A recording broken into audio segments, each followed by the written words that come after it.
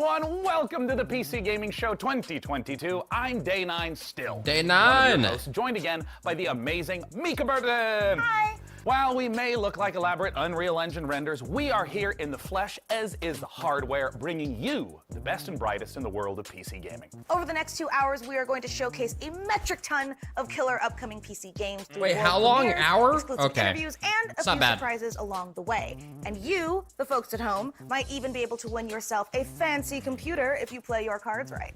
And now you may remember the last time you saw me on this show, things ended quite literally explosively. Yeah. There was a robot who tried to destroy the human race. Oh, yeah, I electrocuted remember me. this. I think I died. Definitely died.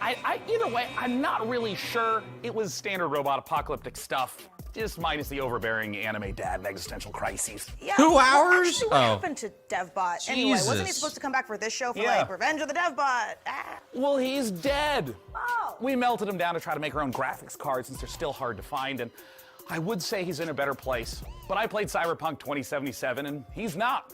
Ooh, that's pretty dark for the start of the show. Or nostalgic. Aw. But none of that matters because the show actually took place in a parallel reality. All right, so you're telling me there's actually a multiverse? According to the writers who told me this 5 minutes before we went live, I am saying there's a multiverse. All right. We're now apparently on Earth 3, which Ooh. is not to be confused with E3 because this show is still happening. Oh, and we Lol. are so thrilled to be back as a part of this weekend full of celebrations of gaming by putting the spotlight on something near and dear to our hearts. PC gaming. And so, without any further ado, it's time for my favorite part. Yay! PC gaming! Yay! I won't leave you. You're not a monster. In the beginning, the world was subjugated by chaos.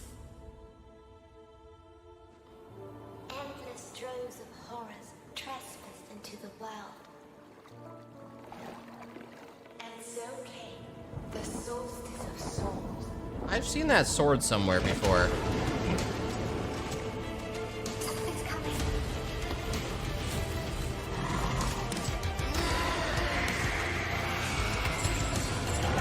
Between death and transcendence, a chimera chooses death.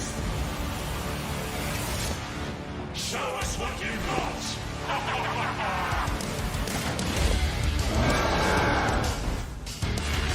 We have a whole new world to forge. May the judge have mercy on your souls.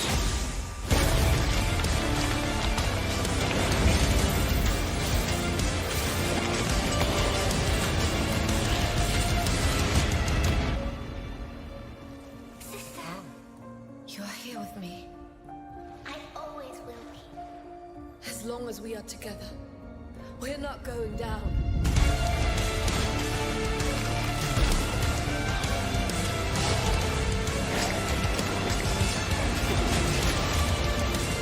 They wanted yet another monster. They shall have one.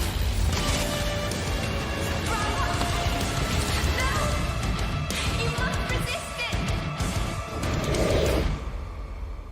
Okay. Solstice. So how does the game play?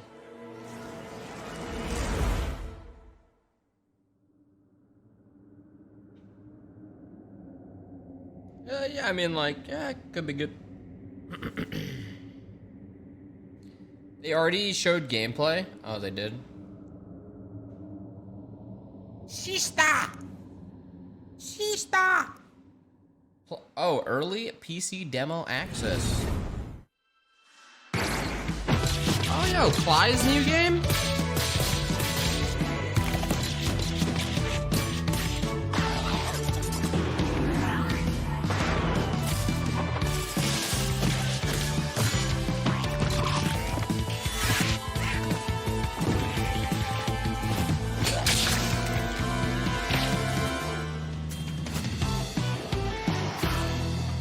Rotwood. Oh shit. Oh, what? Oh. Always interesting what that studio's doing.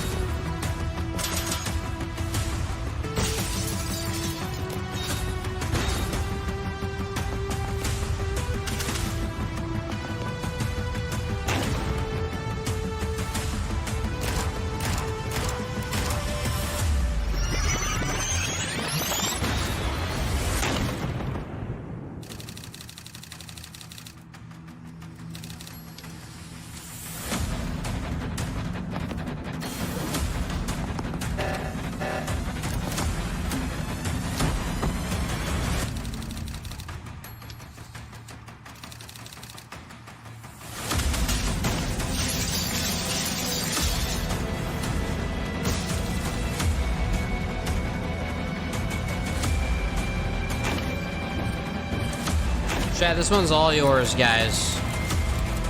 Time to get off of League of Legends. Hit this one up. Come on. Your 3090 wants to be fed. He's like, come on, man. I've only used 10% GPU forever, man. What the fuck? I wanna know 20% feels like. I wanna know that You just feeling. saw Tactical Breach Wizards, a turn-based game of sorcery and SWAT team strategy from the makers of Gunpoint and Heat Signature. My strategy, personally, is very simple. Breach, bang, clear, magic missile, dramatic flourish, abra, cadaver. Get it? Cadaver, dead body. Anyway. Next, we have a solution to the age-old problem of not having time to read and play video games. Just do both at the same time, obviously. Star Wars Industries has you covered with their sci-fi thriller inspired by Stanislaw Lem's novel, The Invincible. So here's your first look at the first ever gameplay footage.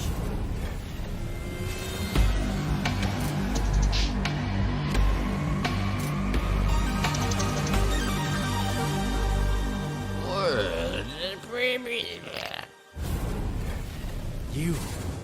What have you done? Oh, what is this? Where are you taking me? You came here yourself. So what are you expecting, huh? You've set up a field camp down there. Yes, ma'am. So I didn't expect you to have a second one here. Really? Sit here and don't dare move. What are you doing here? You're not gonna like this part. The Invincible. Oh shit, okay, okay. Maybe.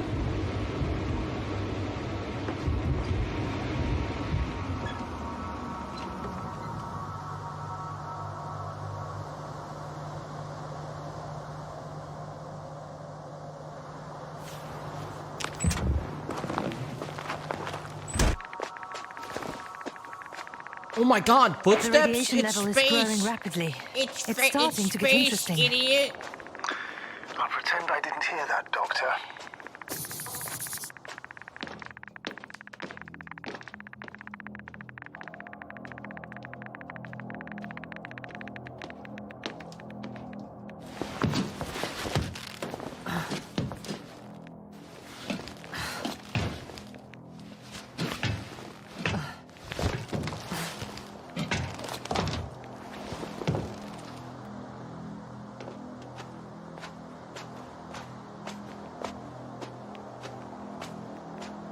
I located the mobile antimatter cannon. Another one? How many of those did they... Is this kind of like Is it Fire, active? Dead. like Firewatch? It looks I intriguing. admire your I'd play this. Wait, someone's here.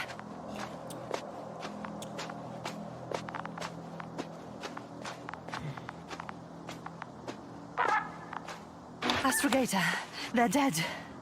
So you found someone. Fortunately, such unpleasant discoveries are indispensable to the mission. I didn't let that thought get to me. I was counting on this meeting very much. At worst, it could have been another abandoned place, but not this. But what exactly? That's a good question.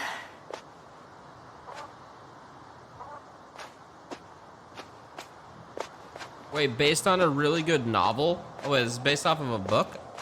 I'm getting into the recorder. The animations are clean, man.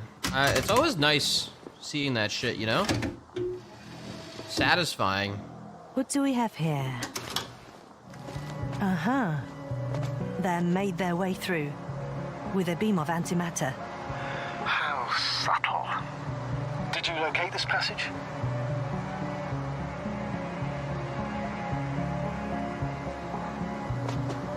I'm looking at it now. They pierced a hole several meters in diameter and several dozen meters long.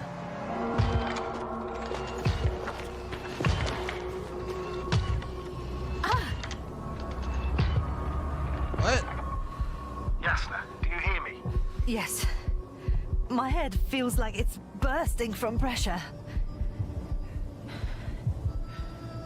Can you continue? Yes.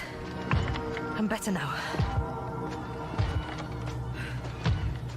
Actually, there's nothing here that I haven't seen before. There are a lot of metal bushes that were near our camp.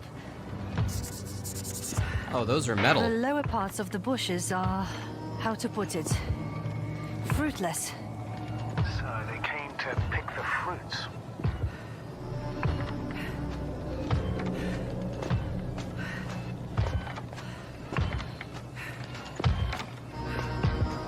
This robot looks like it has started its task and got stuck. What task? This is one of the robots carrying containers with research material.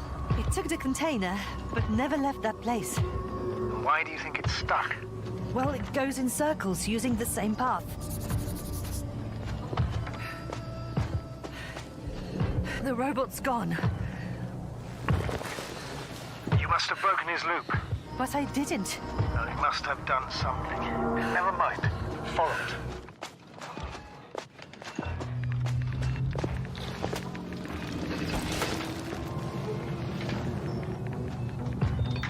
Fuck! It's getting up! What, a robot? No! Antimat! Come on, Yasna. Run. Hide.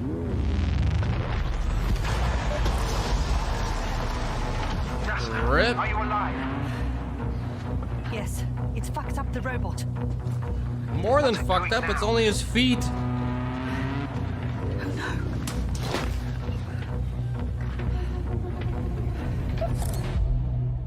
Take care of our people, Novik. That looked kinda, that looked like it would be an interesting play.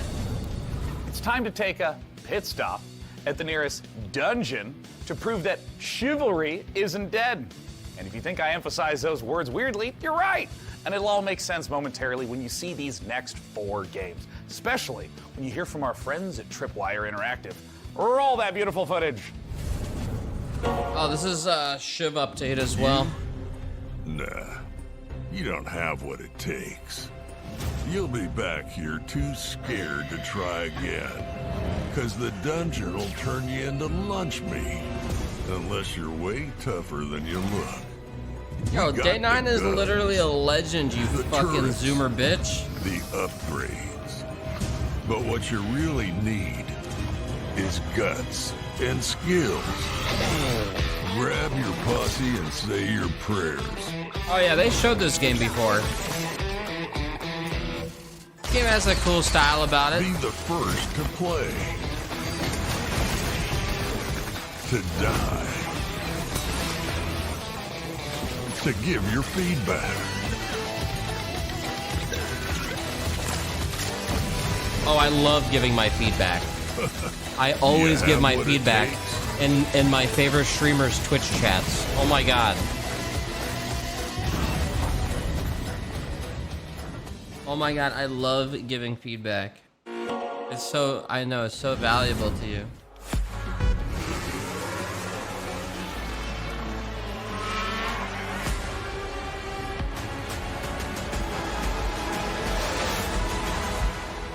Welcome to F1 Manager 2022, the ultimate F1 simulation, putting you in the position of team principal at one of the 10 current F1 teams, battling it out for a chance to be the next world champion. Choose your team and drive every decision that leads to you making your mark on the grid, and hopefully the podium. Winning championships depends on your ability to make the right calls on and off the track. During races, you'll mastermind strategy, plan tyre stints for each driver, and make changes on the fly when necessary.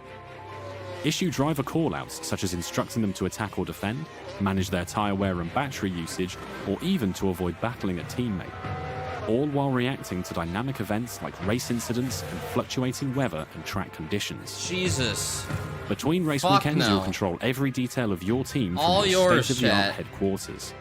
Buy Hire this for your best-in-class fucking staff dad. to work across your aerodynamics and engineering teams and put them to the task to develop your car and prepare new parts for upcoming races. Optimize your finances You to know how keep you guys the are board always like, happy, kids improve game, and kids maintain game? your facilities, and scout talent Welcome. from F2 and F3 Your to try adult and ensure game. future success. They say knowledge is power, and keeping a close eye on a plethora of realistic data will help give you the edge. From the finer details of how car parts affect overall performance, to a track's expected grip level, to the condition of your wind tunnel, How you analyze the data and choose to spend your resources will make or break your progress.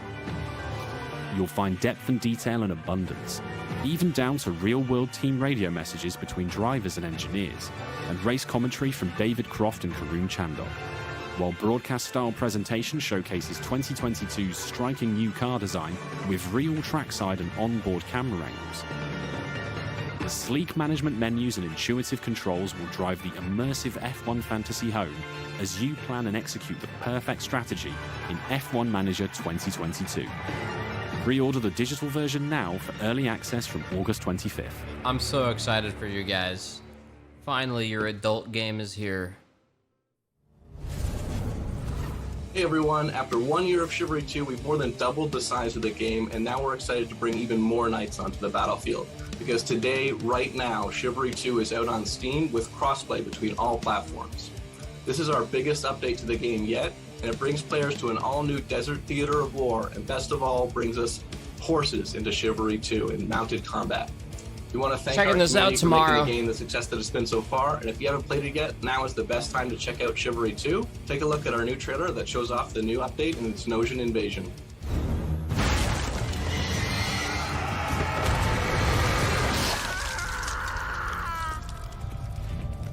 This rebellion is at an end. The Agapians flee to their stronghold in the north. This land is mine! Now Denosia rises from the south. Kill them all! Throw the dogs back into the desert.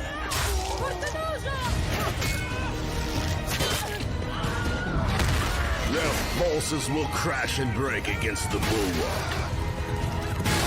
If the wall falls... Oh fuck, there's cannons? Oh no, it's probably the objective you push. Ready the ships! Long has Senosia remained safe from my fury. New map, epic exclusive? Lies. They dare to strike out at us. Their city will fall.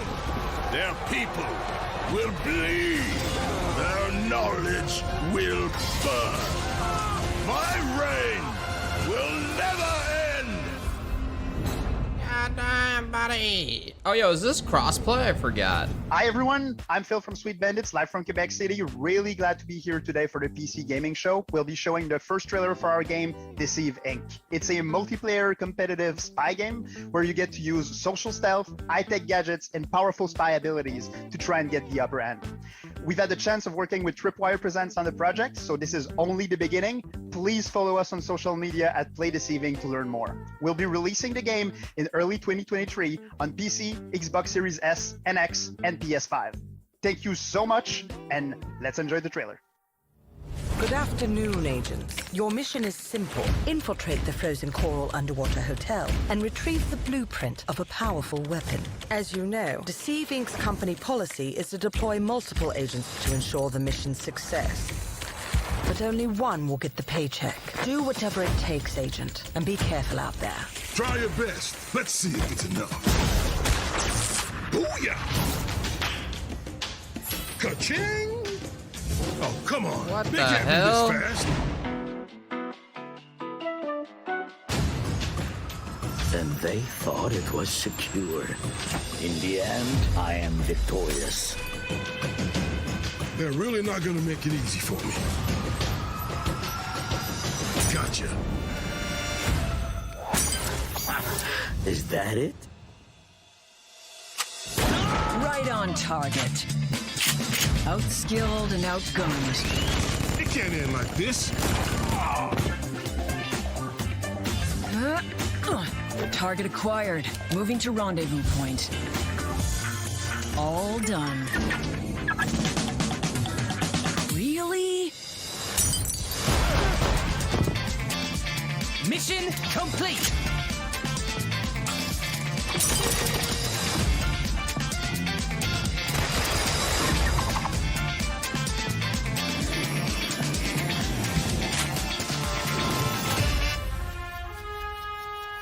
I mean, I'm assuming it's online.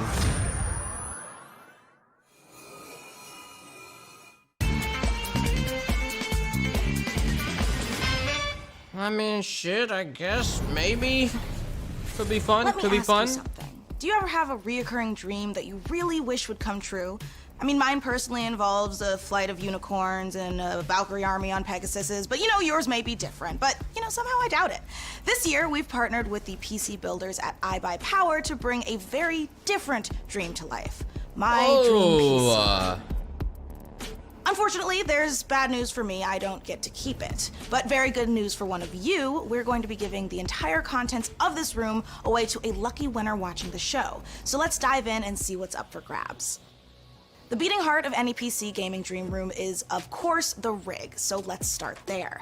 As you can see, the mad geniuses at iBuyPower have built an absolute doozy. The first thing you'll notice is that Height Y60 case with its wraparound tempered glass panels. This thing is built from the ground up to display the sickest PC tech you can squeeze into a desktop machine. And let's face it, if you've managed to bag a serious graphics card in these dry times, you owe it to the silicon gods to show it off properly. Okay, the case and lighting looks dope, but for this to be a true dream PC, we need more than just state-of-the-art drip.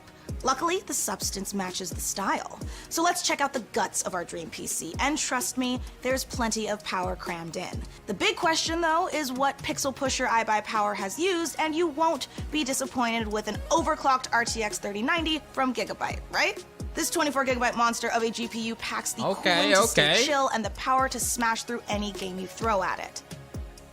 The graphics card is the rig's MVP, but any superstar needs some dope backup, and the fastest gaming CPU around, the Intel 5.5GHz Core i9 12900KS with 32GB of DDR5 RAM and 2TB of seriously fast SSD storage, both from ADATA, makes up the perfect support team. Whew, that is a whole lot of PC. But Mika, you may greedily wonder, what about the peripherals? Well, animal lovers, we got you covered, because the Height Eclipse wireless headset comes in plush vegan leather trim with a 30-hour battery life and competition-grade 2.4GHz connection. And you noisy typers are going to love the clicky-clacky mechanical keyboard that comes with it. Oh, I'm sorry, what was that? RGB? Well, of course! The keyboard and mouse both light up like Atlantic City on a Saturday night. And yeah, you can turn it off so you can actually get some sleep. You can find out more about this gear feature today over at iBuyPower.com, but I know what you really want to know. The info on how to win this beastly setup. So here are the details. Thanks, Mika. Yes, folks, it couldn't be easier to enter our Dream PC giveaway. For your chance, just head over to pcgamer.com/dreampc and follow the simple instructions. There, you'll find a complete breakdown of the prize, which, don't worry, also comes with some very swish monitors as well as the eligibility rules. Good luck, gamers. Oh my god. That is right. Just head over to pcgamer.com/dreampc for your chance to win. But for now, let's get back to the games. From Kepler Interactive and A44 Games comes Flintlock, The Siege of Dawn, an action RPG from the team behind Ashen, yeah, this where game, gods and guns collide. Flintlock, I don't know.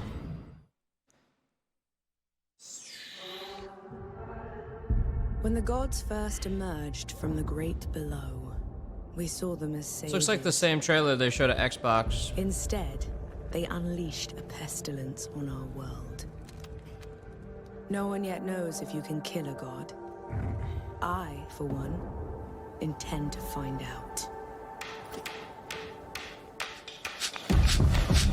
Giveaway US only.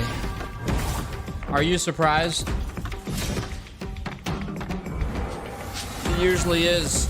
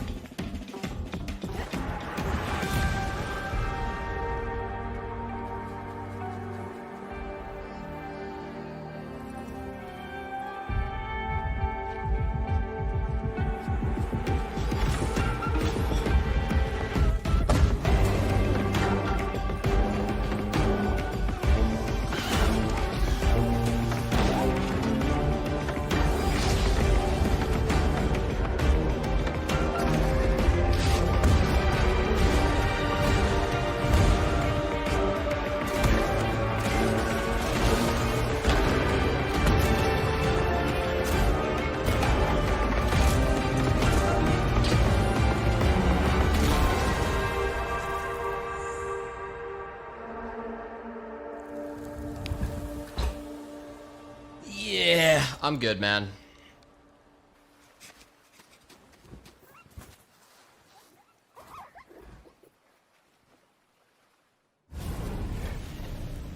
Hey PC Gaming Show, I'm Derek Bradley, the CEO of A44 Games and creative director of Flintlock, The Siege of Dawn.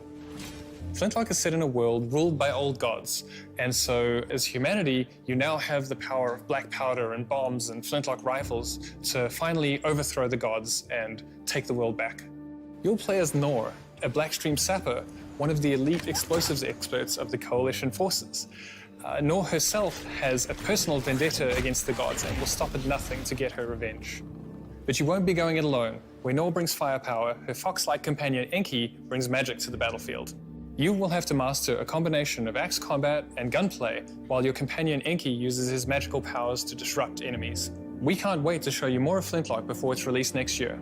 Head over to our socials for more info, and don't forget to wishlist now on Steam and Epic Game Store. Have a great show. Coming up next, a mysterious new sci-fi game from 11-Bit Studios, the creators of This War of Mine. Hear all about it in our exclusive interview. Oh shit, yo, We'll this also War of show Mine you was what's good. next for Outriders from Square Enix and People Can Fly.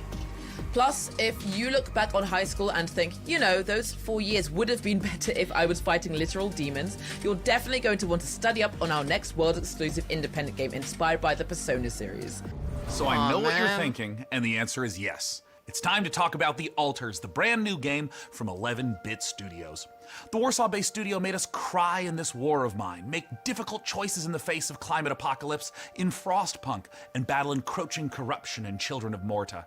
The Alters sends us to the deepest, darkest reaches of space, in a survival story that is guaranteed to give you an existential crisis, in a good way. This is a really big moment for this year's show. I can't wait. Let's take a look.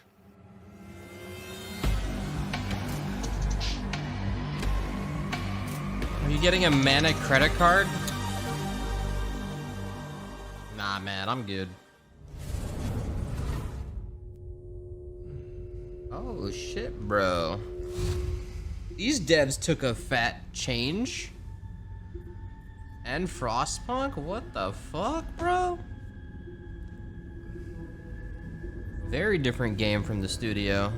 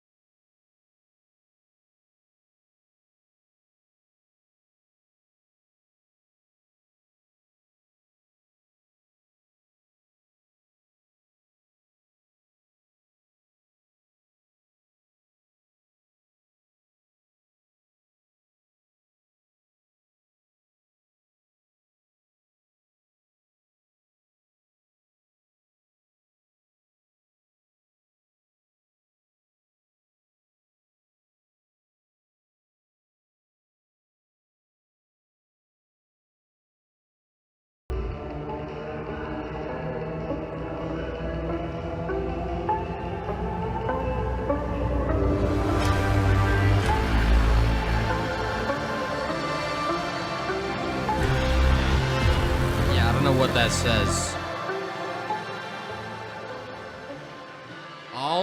Alters?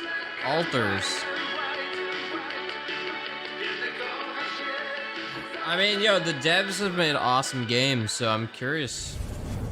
Joining us now to talk about what we just saw all the way from Poland is Tomasz Kasilewicz of 11-Bit Studios. Welcome to the PC Gaming Show, and thanks so much for joining us. Thank you so much. Hello. Okay, there is a lot to unpack there. We got clones, we got this huge wheel. Tell us, what did we just see? Well, first of all, these guys were not exactly the clones. we saw Jan, our main character, who's traveling with a group of the Alters, who are the alternative versions of the same person. And they are going through this distant alien planet in their mobile base, which was the wheel you saw at the end. So what's the player's goal as they're progressing through the story?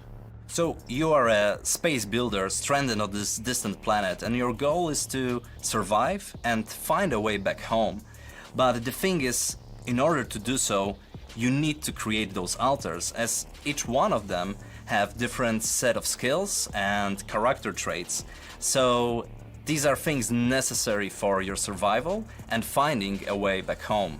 So from the trailer, tonally this could be a horror, a thriller, a mystery. What should players expect?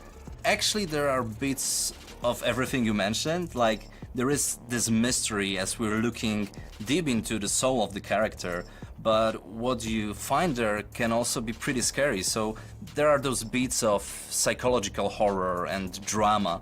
But then on top of it, we have this quite thick layer of surreality. I mean, how surreal would it be to one day, you know, wake up next to a little different alternative version of your very self? Now, there's a quote that you shared with me earlier, that man cannot remake himself without suffering, for he is both the marble and the sculptor. How does this quote relate to the story? So this quote, it relates directly to the main theme of our game. We as people, we are shaping ourselves every single day with every single decision that we are making.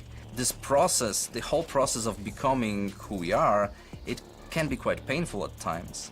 But in our game, Jan, the main character, he has this unique possibility of not only shaping himself, but also reshaping himself and numerous times with every single altar that he is creating.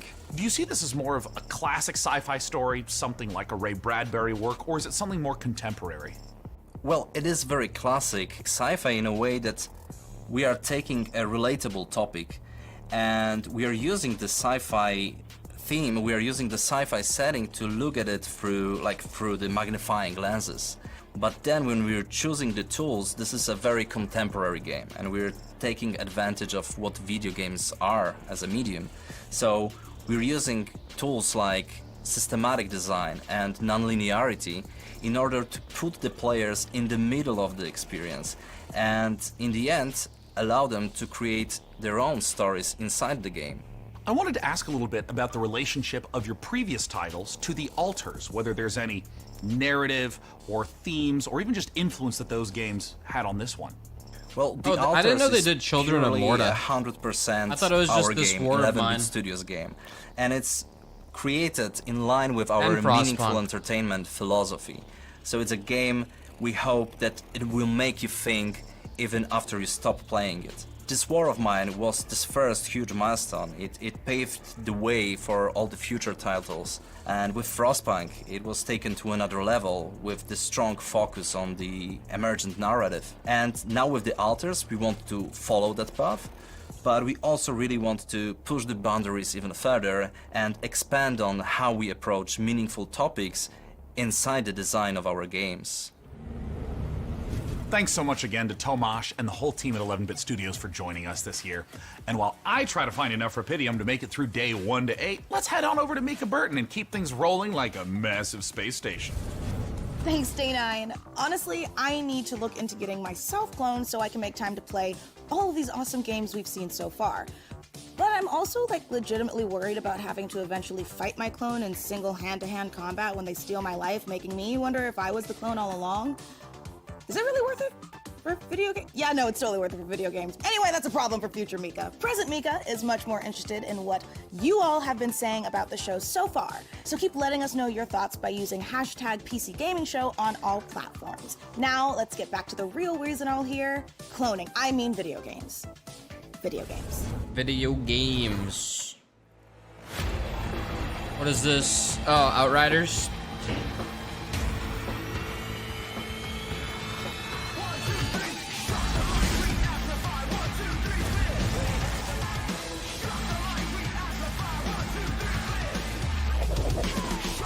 They added some new things, Daz. Still a good game. Still fun. Looking forward to it to come out.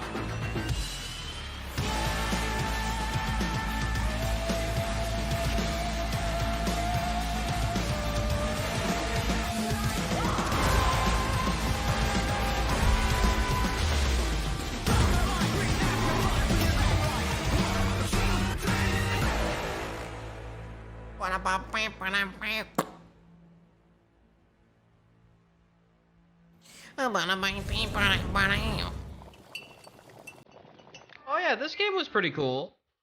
This was actually a pretty sick game. Played this on Sub Sunday. But this is already out, so why is there a trailer? DLC?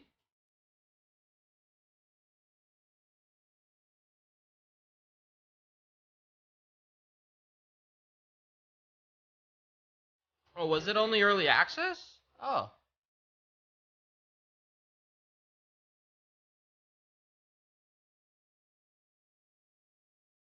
I wonder if this game's on the phone. This would be a good mobile game. If I was the dev, I'd put this shit on mobile.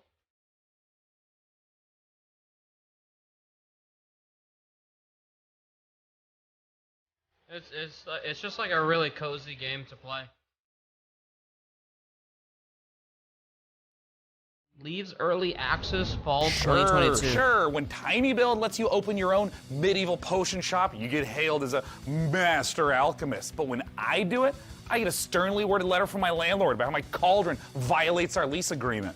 Whatever, it's his loss. But more importantly, folks, we promise you the maximum amount of games humanly possible, and we aim to deliver quite literally. Oh shit! Is this getting 1.0? Wait, what the fuck? This game was unironically actually like a pretty damn solid battle royale. It was like, it's actually pretty good. Season 4. I enjoyed myself playing that shit. The shooting was pretty clean. Oh my god, Doc.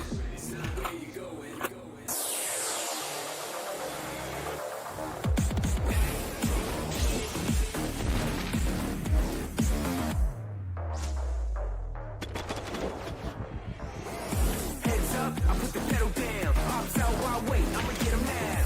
Headshots, take a nap. If you take what's mine, I'ma take it back. On the highway of life, one day we all crash. It's not where you're going. The question's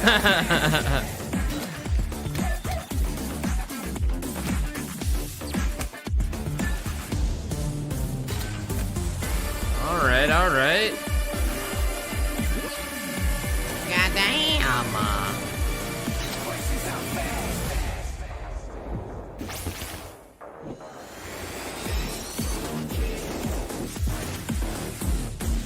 The Nitro Kid. Okay, okay.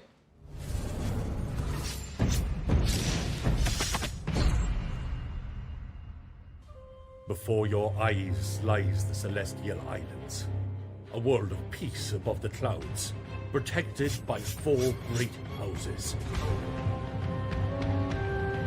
4 great houses.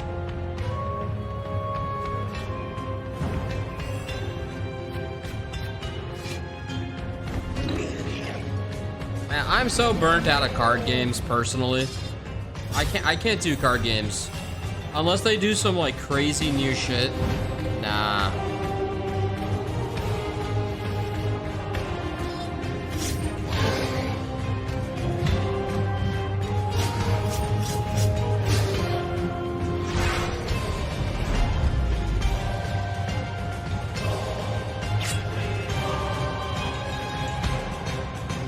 True, Stacklands was pretty cool, actually. Stacklands was different, though. That was Planet pretty Earth, original. Our beautiful home. To protect it, we must reach out to explore the unknown. Our team of experts is presently probing the deep sea in a struggle against the yoke of overregulation. These security and defense innovations allow you to shrink any problem down to size.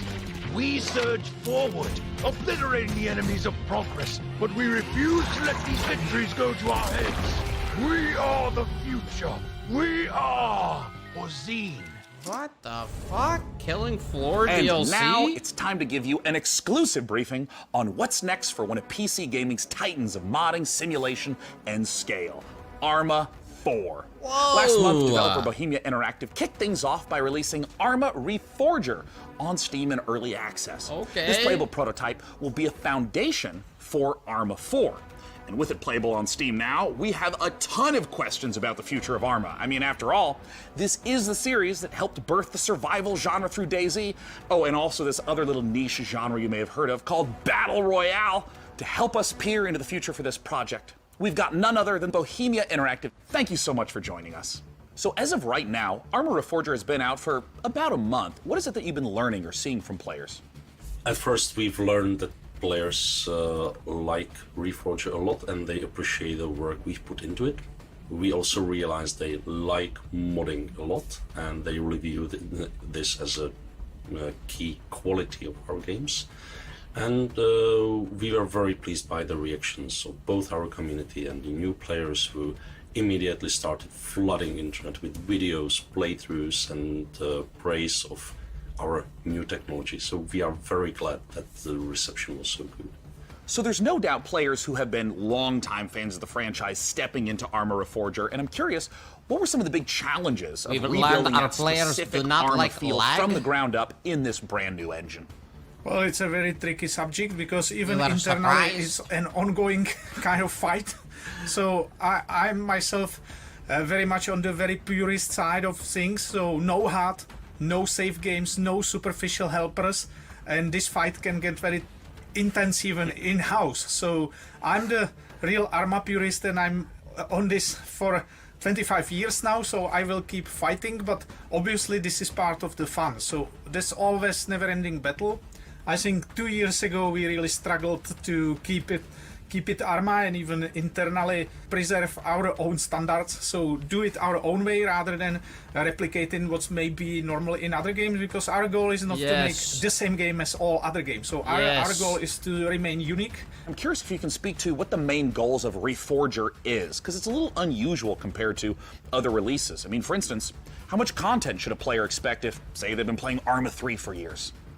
Our goals were, of course, to restart the series from technological standpoint, really make room for some new achievements, utilize the technology which is state of the art, both in terms of how it looks like, how it's controlled, how it can be modded.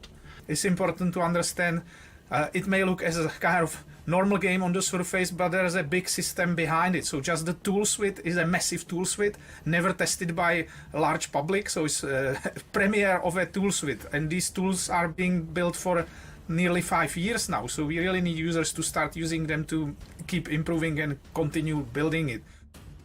Sorry to interrupt, but we have one quick question from the Arma fans. Has Russia's invasion of Ukraine impacted your approach to Arma 4 and Arma Reforger, a game that depicts the Cold War?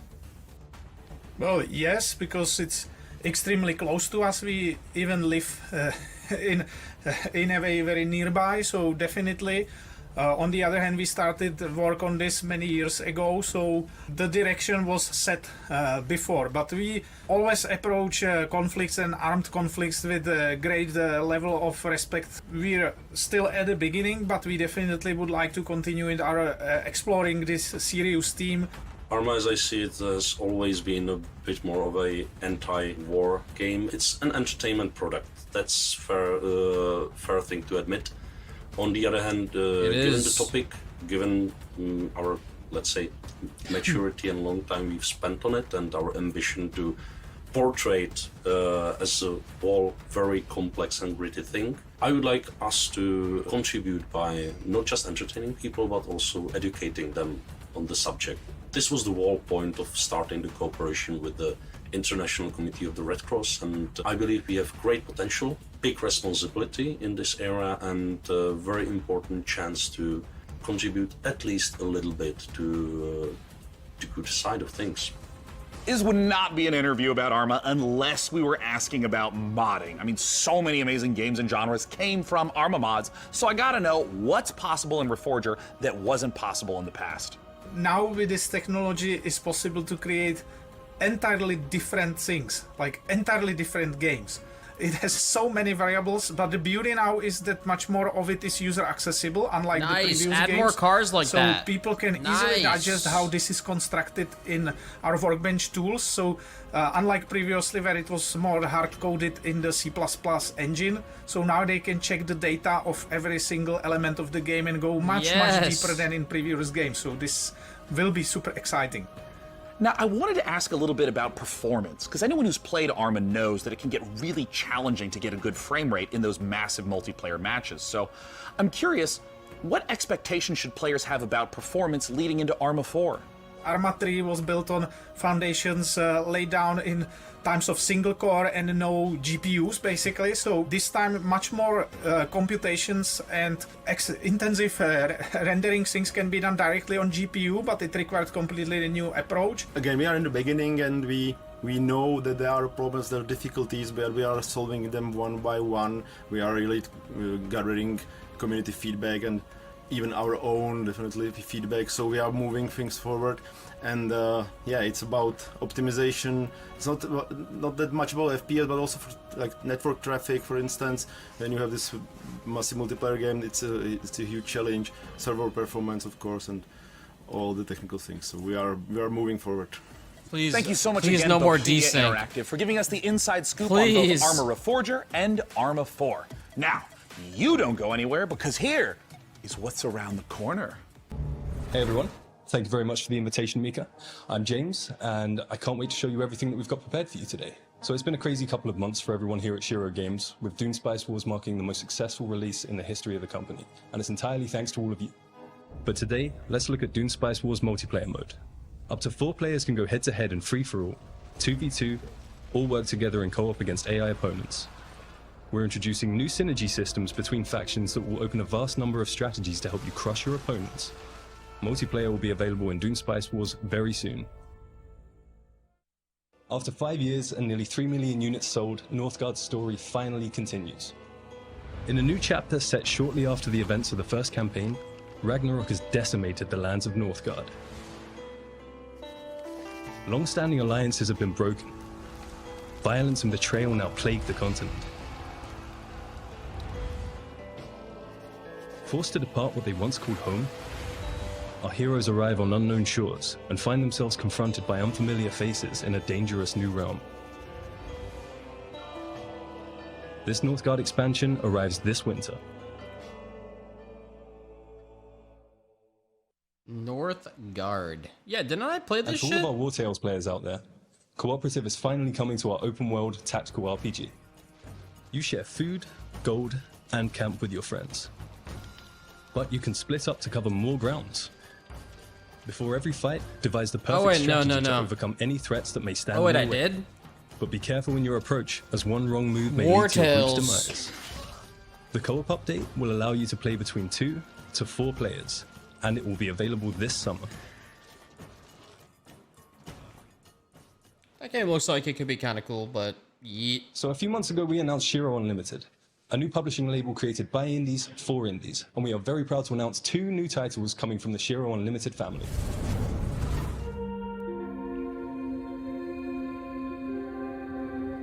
It's a good game. It seemed like our last chance to start again, to escape Earth's devastation. We used our limited resources to lay the foundations of a new life, deep below the waves of this strange new planet. But soon, we realized it was not the dream world we had hoped for. When faced against the darkness of the abyss, we found ourselves helpless. Lost. Isolated.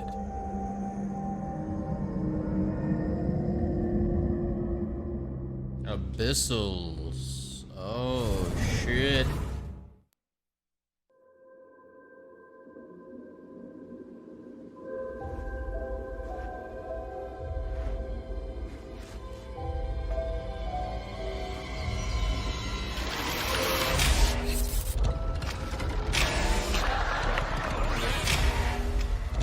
What the hell?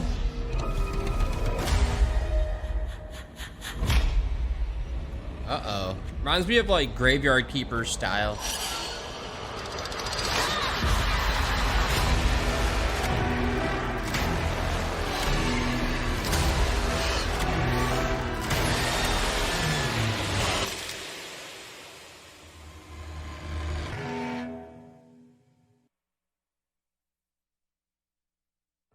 Thank you very much for sticking with us, everyone. We hope you enjoy the rest of the show.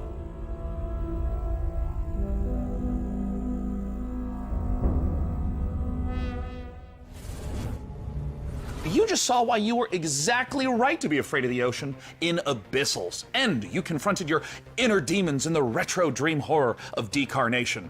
Next up, how do you rebuild a city in a world set after the collapse of civilization? Let's find out how by taking a look at I Am Future from Tiny Build. I Am Future. Everything's been kind of like all right so far.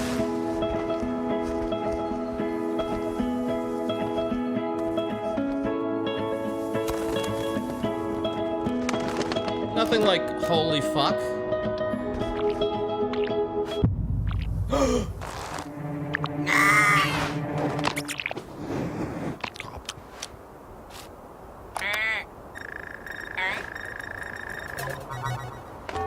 Warning, hibernation aborted. Your total hibernation time was 6 years, 6 months, 5 days. Welcome to Eden, your new home. I have no idea where the hell I am. Same. But damn, this place is gorgeous.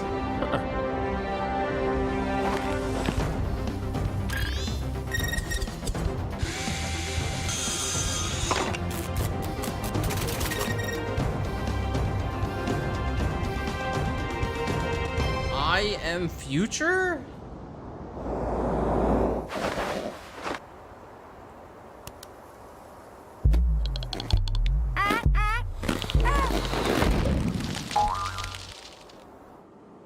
What the fuck? Okay. Our forefathers conquered Caldaria and bestowed it upon us, a new generation, to share or spar over. Our great houses seek to obtain the Emperor's favor, cultivating our lands and subjects to improve and enrich the realm. Beginning with ourselves, of course. Prominence can be secured through strength, as well as delicacy. Yeah, I don't know, man. Will you be able to build your legacy of power? I know people like games like this. The great houses of Caldaria. Isn't that like, what was that, Crusader King style now, shit? for these next trailers, it's true. They do move in herds. That was so much. The thought process is simple. God creates dinosaurs, God destroys dinosaurs, man destroys God, man creates video games to play with dinosaurs. But just be warned that one of these trailers might come as a bit of a shock to the system.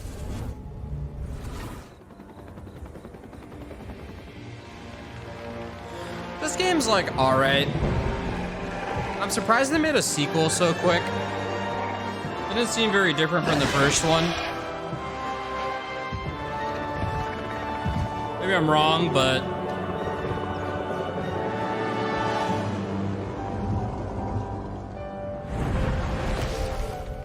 Dominion Biosyn. Jesus. Every Jurassic Park, the ending needs to be a dinosaur roaring. PC gamer. Humans interfacing with computers for their own entertainment. The very notion disgusts me. Look upon my works, foul creatures, and weep at its magnificence. It is a beautiful day on Citadel Station. Oh. Humanity is on the verge of a new era. I, Shodan, am its new god. What the hell, bro? Look at you, hacker. A pathetic creature of meat and bone. How can you challenge a perfect, immortal machine? You are an insect. You are nothing. I create.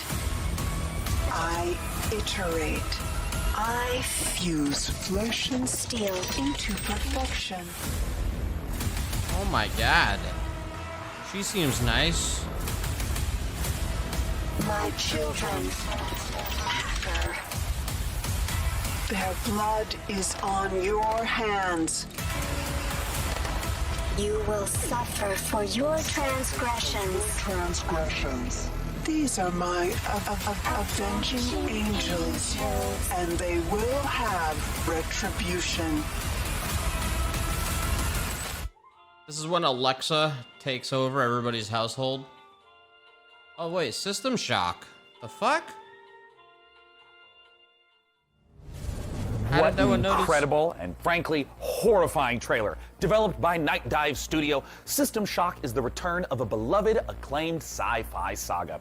Today, to take us even further inside the world of System Shock, I am thrilled to welcome the one and only Warren Spector. Thanks so much for joining us, Warren. Hey, thanks for having me. This is going to be fun. In terms of trying to translate the experience of a game from 1994, 3 decades later to now, what doesn't carry over well? The first thing is the graphics, obviously. We did the best we could, but it was pretty primitive back then. And the other one is the user interface. If you look at when the game opened, the original, a help screen that came up, and it filled the entire screen with text. It's just insane. I don't know how the guys at Night Dive did it. It's amazing. But frankly, as I think back on it, the game actually holds up pretty well. I'm excited to see it come back. Just wondering if you think many modern gamers are aware of the impact Chat, that who here System Shock played has had in terms of System gameplay Shock? systems, in terms of I narrative never played structure, it. on so many games that came after it. I'm not sure people see the influence, which is a little unfortunate. But I think the rest of the world is going to get the chance now to experience it. And I think they'll see not just that they're having fun playing this game, but also see that other games followed in its footsteps. Nowadays, we walk around with computers in our pockets. We're worried about the evil of algorithms. How do you think about a character like Shodan in 2022? Shodan seems far too close to reality to me right now. And let's just hope that she doesn't show up as nasty a form as she did back in 1994.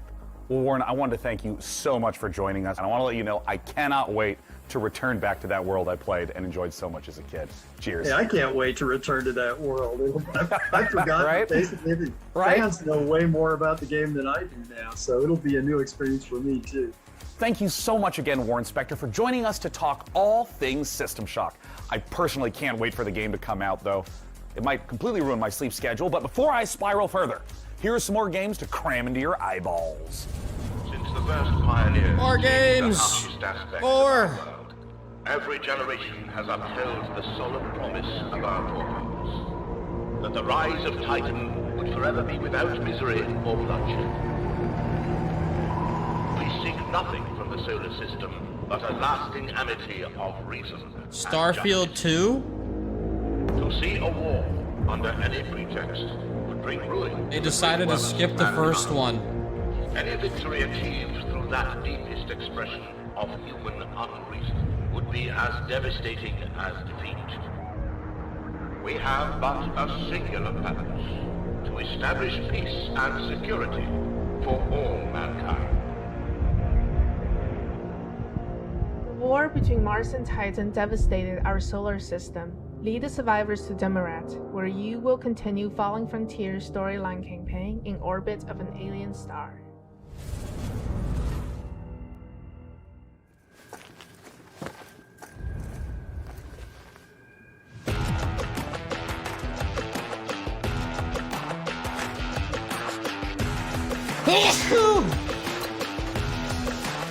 Oh, this is Super People, right?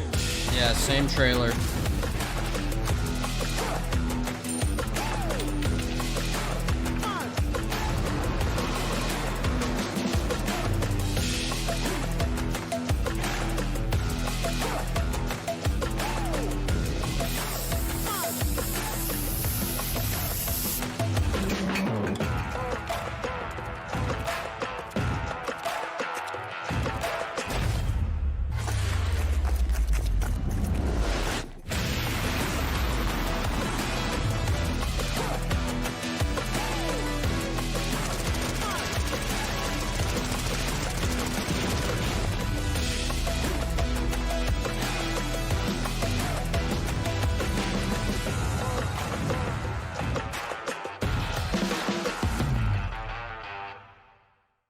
God damn. All right, gamers, good work. You've made it here to a site of grace, or a bonfire, or a sculptor's idol, or a lamp. Make sure you're staying hydrated, replenish your potions, and most importantly, keep letting us know what games you're excited about using hashtag #PCGamingShow.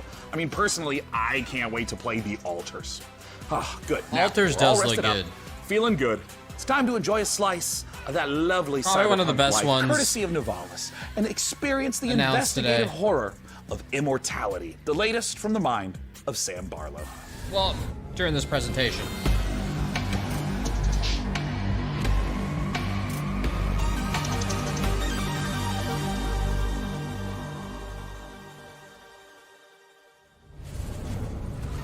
I believe we have a short clip here. Do you want to tell us what we're about to see? Well, I don't want to spoil things too much.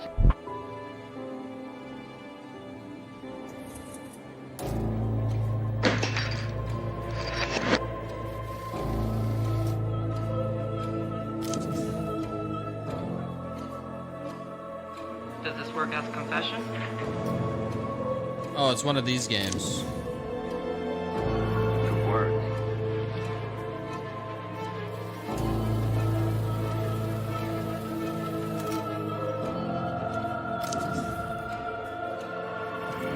That's fabulous. Now it's worth more. Did you ever read his diary?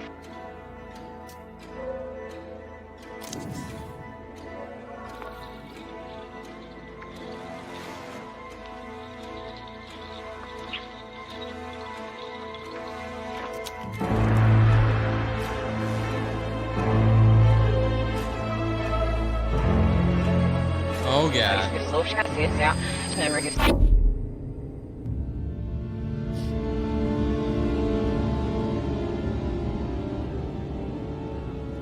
Immortality. We can take a break. We should take a break. No, we can go.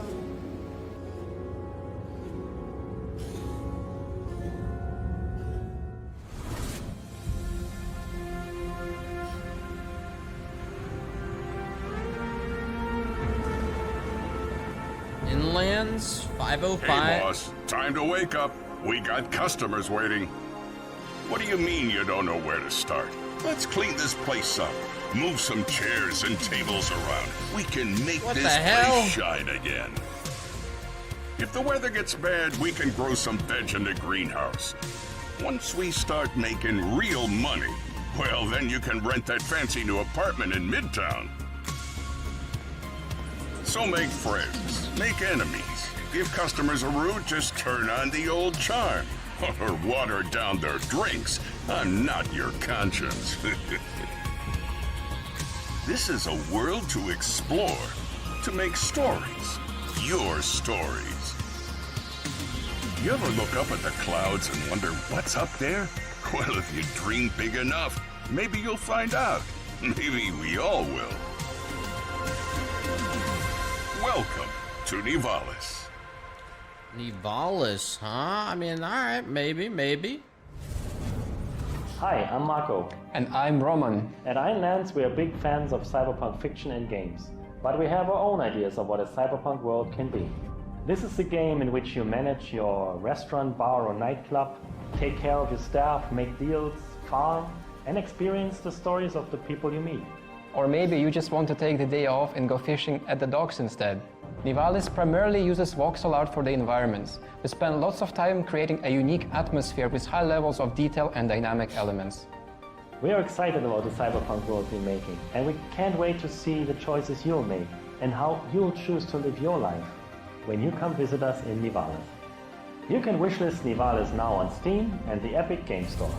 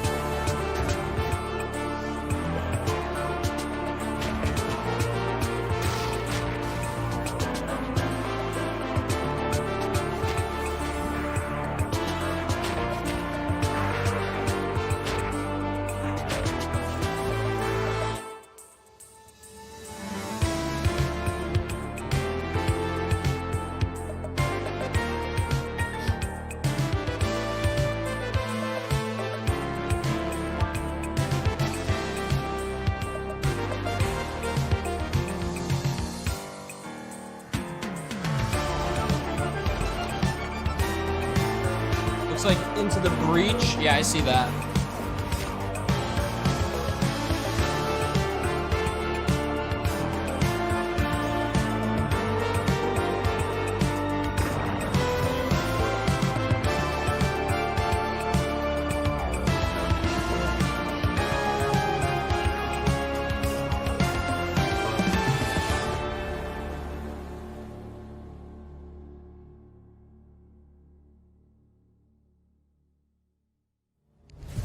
You just saw Demon School from Welsh developer Ysbryd Games, and now it's time to take a bit of a spooky transition. If you're at home, turn on all the lights in the room, make sure the salt circle is unbroken, and check to see that your door is properly painted with sacrificial lamb's blood, because things are about to get certifiably terrifying. Let's look at the H.R. Giger-inspired biopunk horror, Scorn. Desolate and decayed. A grisly nightmare of macabre perception. Greetings. I'm your host, Doug Bradley, and I invite you to join me as we explore Scorn's mesmerizing labyrinth of odd forms and somber tapestries. You awake in the middle of a desolate hellscape filled with biomechanical contraptions, part flesh, part machine. An industrial civilization now lying in decay and ruin. A hidden fauna sleeps within the underbelly of the world, wanting nothing more than to be left undisturbed. Scorn has been carefully crafted with great attention to detail. Everything is focused on building a specific atmosphere, from a unique organic ecosystem to an unsettling soundscape created by Ethek and Lustmord. Scorn has no dialogue, so most of the storytelling comes from the environment, discovering the ever-present symbiotic relationships and how things are connected equips you with the tools to progress. While there is shooting within the game, Scorn is not a shooter. Every encounter must be carefully considered. A wrong choice could be deadly. I hope you've enjoyed this glimpse into the twisted world of Scorn. The team at Ebb Software can't wait for you to uncover the secrets of this unique world as you experience Scorn firsthand this October. Are you prepared to unravel your inner self within Scorn's world of horror?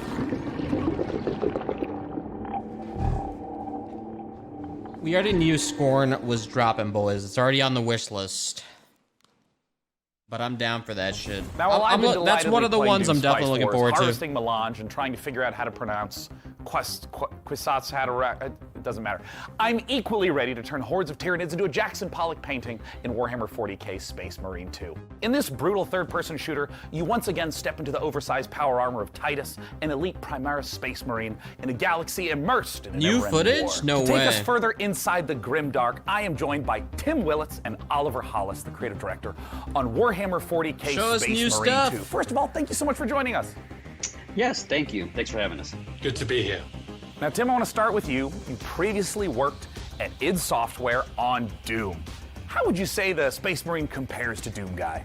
That is a good question. I bet Doom Guy. people did not know that the original Doom Guy was actually a Space Marine, inspired by an even older Space Marine, which is the Warhammer 40,000 Space Marines. So, you know, it's really exciting for me to work on Space Marine 2, you know, because it's a great franchise, and I know that it's inspired so many other video games throughout the last 25, 30 years. Oh, absolutely. And there's so much lore to sift through. And I think this brings us to talk a little bit about the new Space Marine that you're going to get to play, a Primaris Space Marine. Oliver, talk to us a little bit about Captain Titus and what makes this class of Space Marine different from the others in the universe. So the Space Marine is a brainchild of the Emperor, the kind of leader of this of humanity in the grimdark future. He saw the dangers that the universe presented, and he created a super soldier from his own DNA. And each of these different factions, these different chapters, have different genetic traits of the Emperor.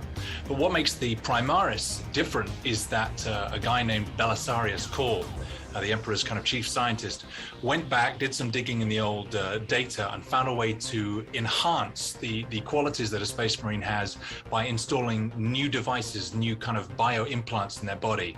So now these guys are 2.5 meter tall. Yeah, this is on the quiz at the end, guys. Anything in their path. It's reminding me of the 1,000 times I have rewatched the Astartes animation. That's amazing. It's so exciting.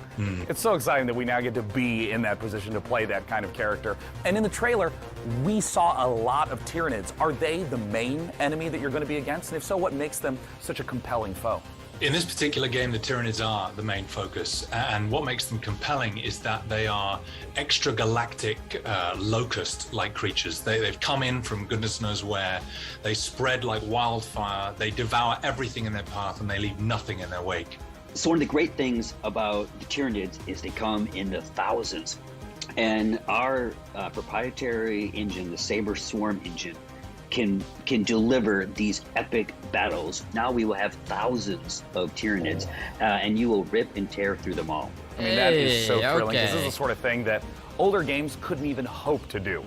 And you're talking a little bit about combat. I know that some of the previous entries were more melee focused. What's the combat like in Space Marine 2? So the combat in Space Marine 2 is a mix of in-your-face melee combat along with some really cool over-the-top weapons. So you know, we looked at, you know, the original Space Marine game where it had a lot of this push-forward combat, which has inspired many other video games, but that never stop, never take cover combat is integral to Space Marine 2, along with, you know, these really cool, powerful weapons. So you're either tearing up enemies in front of you, or you're blowing them away from the back of the battlefield. It's the best of both worlds. I mean, that sounds so terrific. And I mean, I know you guys are huge fans of the 40K lore, so I'm curious about, in working on this project, what's been the most fun seeing come together? I mean, what's Saber Interactive focusing on right now? Right at the beginning of the project, Tim and I went to the Warhammer Museum, which was an incredible experience. And you go around all these cabinets where these incredible miniatures that have been painted by these masters are arranged in these dioramas. You find yourself kind of crouching down and looking into the ranks of Space Marines that are facing Tyranids or Orcs or whatever. And something that Tim and I said at that moment was, we need to make this come alive. I don't want to look at this, I want to be inside this. I want to be gunning down Tyranids by the thousands. And so seeing that actually happen and come alive has been thrilling.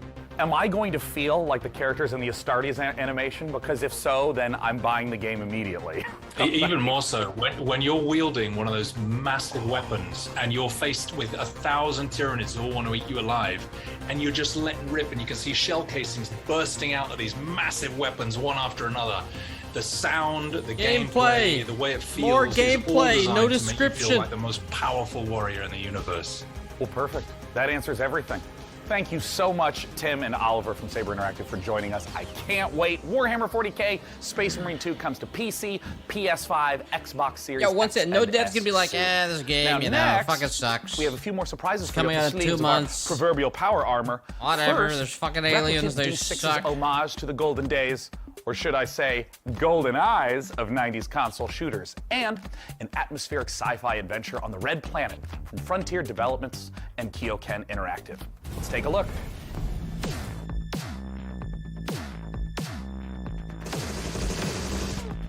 What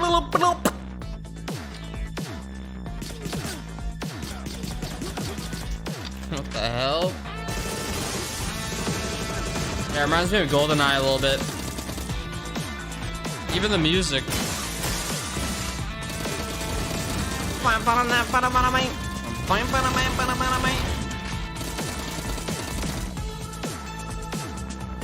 A little bit? Okay, relax, buddy. I played that shit when I was younger, okay? Relax. Jesus. Alright, it's just like GoldenEye.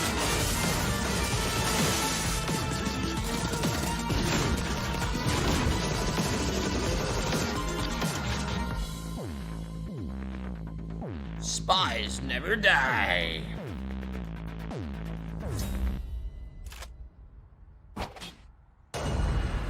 Oh, shit. Oh, shit. God damn. Sarah? Ryan? This is Kathy. Can you hear me? Please come in. Returnal! Mission Opera has only one objective. No. Bring the Arks and their revolutionary technology back home. Here we go, Opera Team. The journey of 1,000 miles begins with a single step. There's a lot of space games, man. I need to know that when we get there, you'll make the right decisions. We can do this.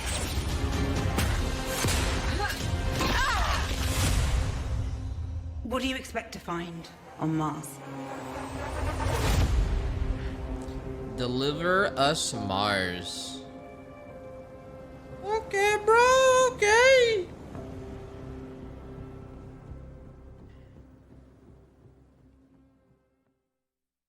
Hi, my name's Elise Chappell, and I play Kathy Johansson in the out-of-this-world sci-fi epic Deliver Us Mars.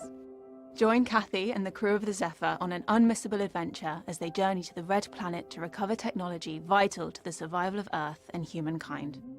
Deliver Us Mars is set to land on September 27th and is available to pre-order now on PlayStation, Xbox, Steam, and the Epic Games Store. We're going to take a look at Stormgate, the highly anticipated real-time strategy game from Frost Giant. Then our resident RTS addict is going to sit down with some of the game developers to ask the hard-hitting questions like, true. when can we play this Day already? 9 and Frost Giant devs. Come on, man.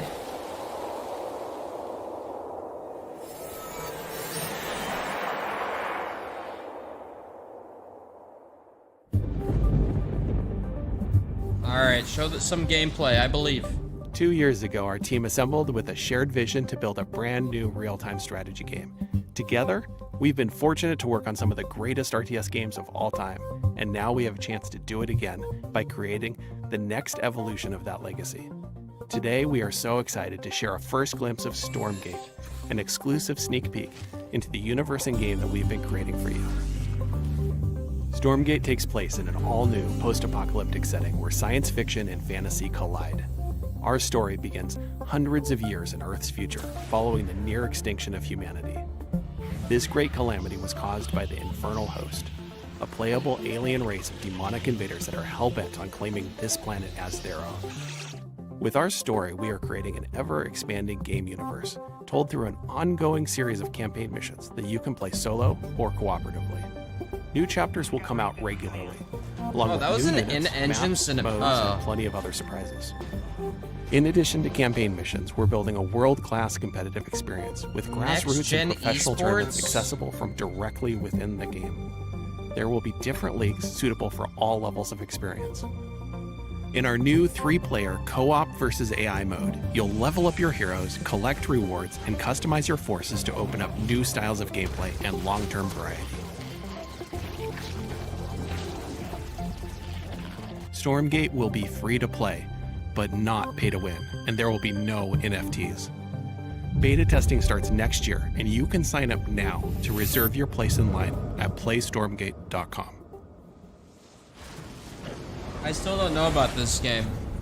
You might happen to know that I'm a huge fan of real-time strategy games. StarCraft is my favorite game. I played it for 25 years. I still play it, and that's why I am so thrilled today to be talking to Frost Giant Studios. They're a group of amazing developers who have worked on literally my favorite games of all time. And we're here to talk about their brand new, free-to-play, real-time strategy game set in a post-apocalyptic Earth. It's Stormgate. And here to talk about it is the CEO and production director at Frost Giant, Tim Morton. Thanks for joining us, Tim. Thank you so much for having me here. I want to know about the world. I want to know about the game. Tell us, what is Stormgate? All right, this is our first game as a new studio.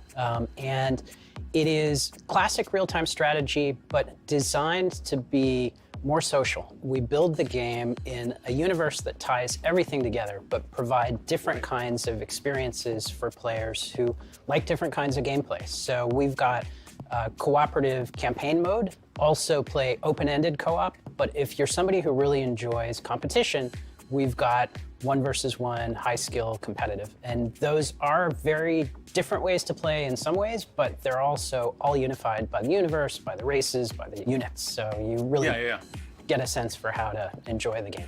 And I'm curious a little bit about that core gameplay, because obviously in all these modes you're going to be collecting money, building bases, building units, and so on. And I know that for you, the game feeling really good and really smooth to play is super important. Now, obviously, I come from a time where if the pathfinding is bad, we call that high skill opportunity. But I mean, how do you think about getting the controls, the motions? At Xbox, they showed Kojima in 2022 Yeah, it's and said everything shown releases in the next year. One of the only genres I can think of where you have to have hundreds, even thousands of units synchronized over the network and responsive the fuck is he coming out in a with? way that high skill, like pro esports players feel good about playing the game. That's not easy. It does require custom technology. They didn't show anything There's though. no Yeah, I engine that mean, you buy off the shelf that does that for you. So we definitely started knowing that and having the benefit of our chief architect, James Anhalt, who did that work previously on StarCraft 2. So we've put a lot of effort into that for sure. And this is going to be one of the first major RTSs people are aware of that is on Unreal Engine 5. What is it like working in this next generation engine? It's pretty incredible how far things have come from a graphics perspective, and I think the art team is unlocked in so many ways by what Unreal provides. So we're very excited. We're still learning everything that Unreal can do for us, but even that first cinematic that we debuted, like that's done in Unreal. So the high quality graphics that you're seeing are actually coming from Unreal as an engine. So you've talked a little bit about, for new players, making the game feel a little more approachable, a little bit more streamlined, but obviously, StarCraft, real-time strategy, has this astonishingly long history as a competitive game, as an esport. And I'm curious, how is your team going to approach that? So a lot of the emphasis around our thinking has been focused on what are things that we can add, especially around the gameplay experience. And one of those things is more seamless integration with esports. I mean, being able to sign up, participate in tournaments directly from the client in a way that gives players, even if you're not like top grandmaster, ready to take on Cyril, there's still an opportunity to be the best on your block or the best at your company or the best at your school. So we want to facilitate esports all the way from grassroots level up to the pro level directly in the client. So, of course, in the history of RTS games, a really important component of them has always been mods. I mean, Warcraft 3, there's players that didn't even play the original game. They just did custom mode after custom mode. Does Stormgate have modding? How are you thinking about the modding community? A number of members of the Frost Giant team actually came out of the modding community. The team as a whole is very passionate about it. From the outset, we started out applying resources to build a custom editor. I think there's a lot of opportunity to make improvements to the editing experience for RTS. We are also working on the infrastructure for people to be able to share their mods with each other. So it's really core to us as a team to enable modding, and we're absolutely working on it. And of course, we have to end with my favorite question of all. When When's can it we play coming the out? game and how do we play it, Tim? So we are going to start our beta in 2023. We already have a site stood up at playstormgate.com to be able to register for the beta. We have a lot of active discussion topics on our subreddit as well, so there's an opportunity to participate in the dialogue around what we're building. Tim, thank you so much for joining us again today. We just got a chance to talk about Stormgate, the upcoming free-to-play Still RTS so many from questions. Frost Giant Studios. I'm personally super pumped. Is it going to be as and fun be sure as to check it out StarCraft? at playstormgate.com. Now, Tim, I'm going I to do a don't know, transition to man. the next game. Are you ready? This is going to be good. Watch this. It's going to be so sick. Next, we're going to show you Lesara, Summit Kingdom from Quite OK Games. Now, as someone who has spent a medically inadvisable amount of time playing strategy games of all sorts, this looks incredibly up my alley. This And it guy's looks a lot like, safer "What than the my fuck, last attempt to man?" create society in the mountains. 2 words, Tim, yodeling accident. Let's check it out. He wanted to get the fuck out of there.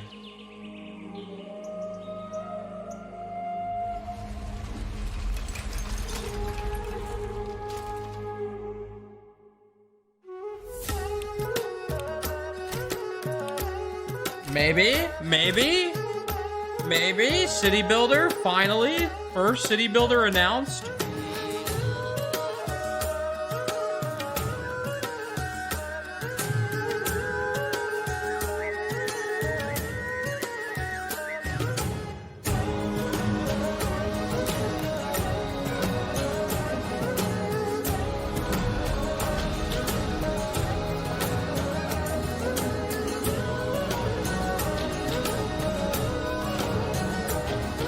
So you build on a mountain?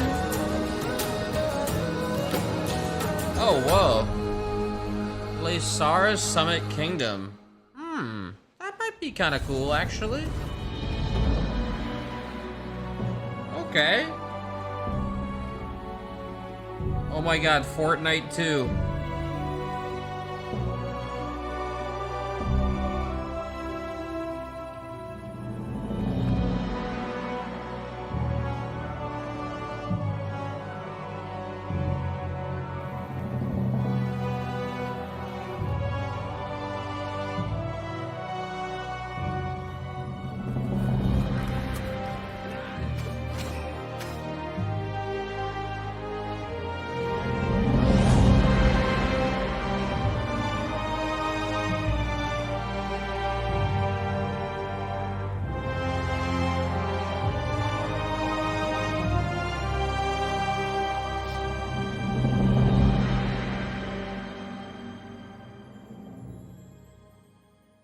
Frozen Flame. That was Frozen Flame, an open-world survival Yeah. RPG from Dreamside Interactive, where you'll embark on a fantasy adventure in a world reshaped by a magical calamity. A cursed land full of environmental hazards and massive monsters doesn't sound like the kind of place you'd want to build a cozy home with your friends, but instead you'll be raising fortresses and trying to tame the world, eventually growing tough enough to tackle the citadel that looms over everything and break the curse. Or you'll end up in the belly of a monster. Still kind of cozy. The demo for Frozen Flame was released just before the show, so you can jump in or grab some co-op buddies and see how long you can survive for right now. And keep an eye out for the early access launch later this year. Okay. I mean, Steam Next Fest, so there's a bunch of demos. Of course they're gonna announce demos and shit. If you could listen to the noise of history, then you would hear by the sounds of the Victorian age that the world changed forever. The roar of the engines, the bangs from new factories, and the cries in the streets calling out for revolution. In Victoria 3, we simulate this era. 100 years starting in 1836. and put you in charge of a young society. You will meet the people back then, high and low, over cultures across the globe. They are the beating heart of your nation and form powerful groups with needs and desires. Listen to their calls and let it influence reform, or turn a deaf ear to protect what is proven and stable. Your politics will decide where you want to go, but your economy, how far you'll come. Taxes, production, trade, and construction. Play these cards right, and you can harness the Industrial Revolution to turn your cities into titans. Yeah. This is the engine you will need on the global stage. Use pacts, threats, and bluffs to secure your place in the sun. Anything done by war can be achieved with diplomacy. But you can decide when push comes to shove. Here you write the stories, and over time, the history of your world will be carved into the map. Okay, bro! What will your society be like? What is the sound that will echo over continents and be heard over the noise of time as you create your grand tomorrow?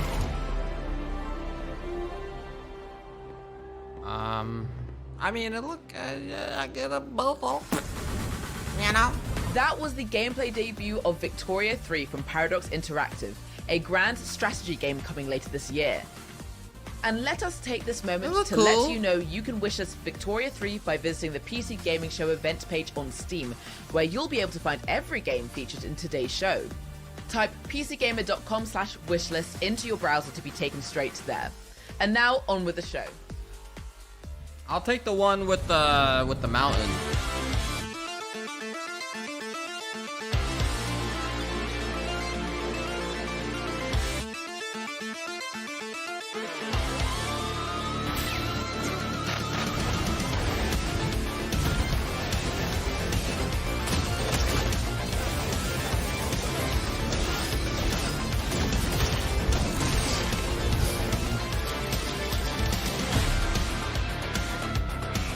Oh yeah, Ultra Kill was a good game. I think I played that on Sub Sunday. And a Medieval.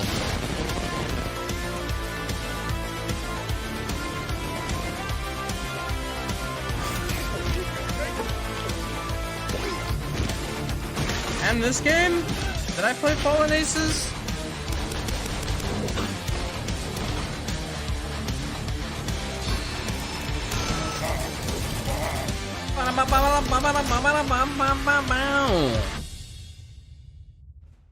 What's up, PC gamers? We're back again. Now, what you just saw was everything New Blood's got going on for 2022. A Medieval the Black Labyrinth, Ultra Kill Act 2, Faith, Fallen Aces, and a brand new update for Dusk that's bringing all new HD models and weapons that nobody asked for.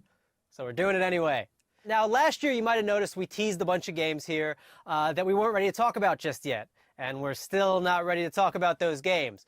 But I want to let you know that yes, we're still working on a top-down shooter. Yes, we're still working on a Fallout-style RPG, my dream game. And yes, we're still working on a car combat game. But we're not ready to talk about those games just yet. What I want to talk about is Gloomwood. Now, 2 years ago, y'all straight up forgot to show the Gloomwood trailer. Last year, you bumped me so Gabe Newell could talk about a bunch of demos or some shit. This year, PC Gamer, you promised we would get to show Gloomwood, so I don't want to hear any bullshit. If you're on a Steam Deck ad right now or some shit, I'm gonna... Steam Deck. Powerful, portable, PC game. Oh yeah, man. I wonder PC when's Gamer, mine coming. You see this puppy? I will drown this puppy. I will, if you don't let us show Gloomwood, I am going to drown this adorable... I would never do that. Hi, I love you. So yeah. That puppy's We very good? cute. No. Can we show Gloomwood? Are you sure? Well, all right. It's about time. Gloomwood did look kind of cool.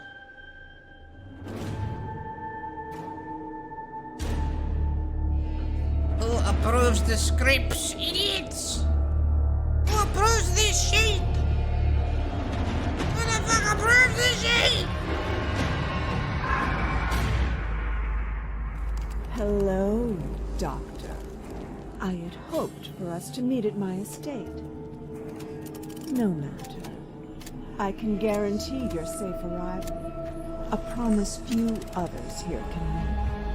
The townsfolk are not fond of outsiders. Don't delay.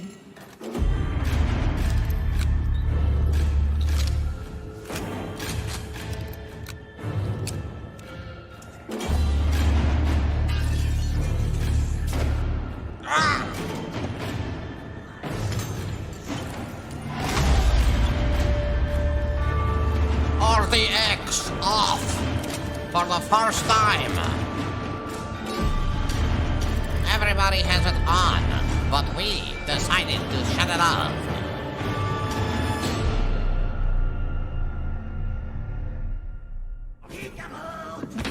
I mean, it looks cool.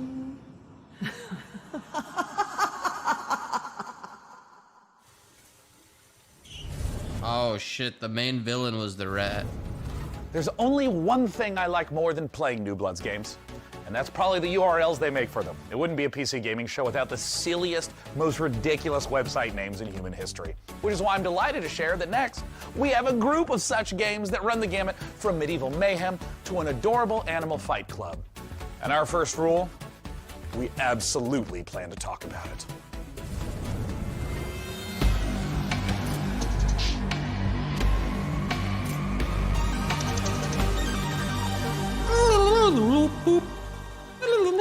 World premiere.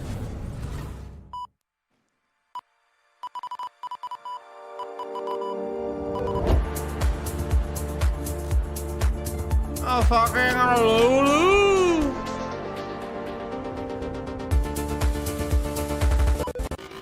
Oh. Corrupted what? Why is it always doing this just when I need to showcase the game? Okay, I'm gonna take that. Have you tried turning it off and on again? Yes, I have.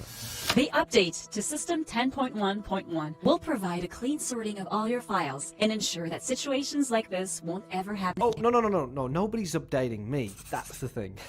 Nope, haha, thank you, but we'll pass. Okay, so I do have a backup of the trailer. While I go rummage into the bin for it, please welcome my personal assistant. That will do a great job at pitching the game for you.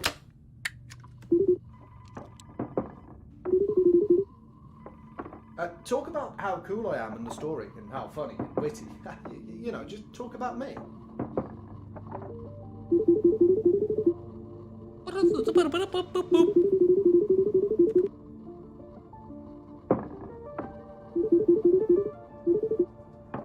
Found it.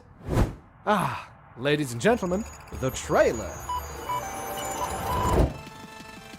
Wait, so... Okay, who had the amazing idea to save the trailer backup in 14.4 pixels? Do we have any ants working for us? What? Back firewall.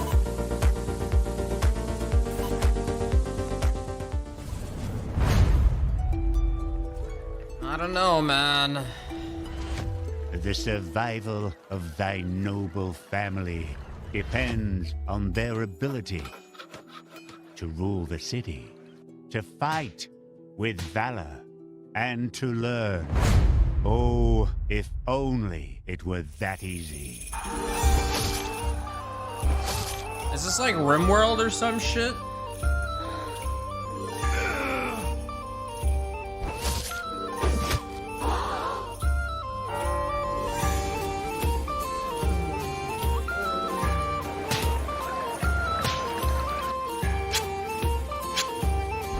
What the hell?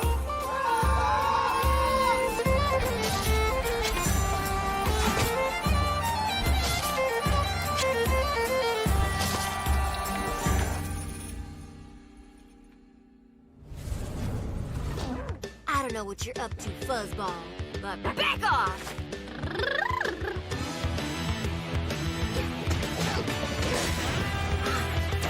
And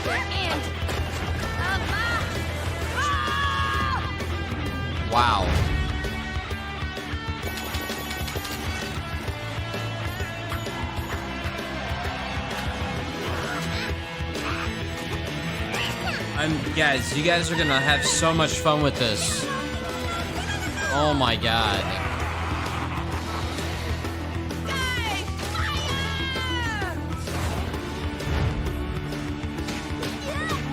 What the fuck?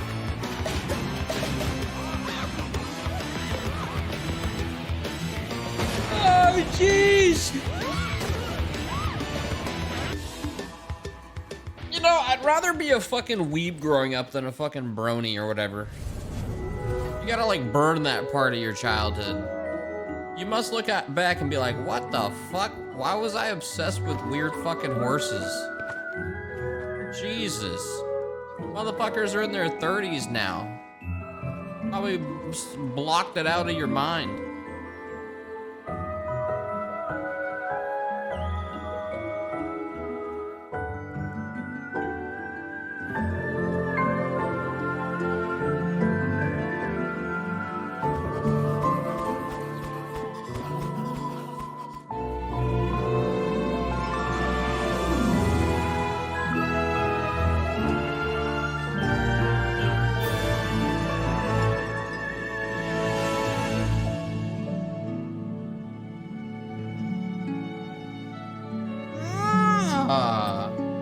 Oh wait, Core Keeper. Oh, I thought this game looked familiar.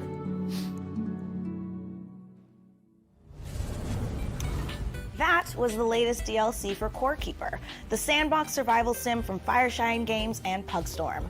The Sunken Sea biome update is available on June 15th for all Core Keeper players. Now we have even more twists and turns and trailers, so press enter to continue. No topic can avoid I'm gonna Lirik go ahead and see if shitting you on pressed it. No, but seriously, press it. He types as he has a wall behind him filled with fucking weird horse brony things. Life can be harsh everywhere. But in the old world, there was no hope of it ever improving. When our crops failed, the ruling class would still collect the same share, leaving our children to starve. Dad, why'd you spend all our money on Diablo? Immortal. A taxman would appear, demanding it for the crown. The nobles hid behind the safety of their walls and did nothing when raiders pillaged the outskirts of the city. And so, some of us decided that it was time to leave. That we'd rather take our chances in the wilderness, seeking the promise of a new land, than starve to death in our homeland. The journey wasn't easy. We lost many along the way. But this wild, unsettled land offers us the hope of a new start as the masters of our own destiny.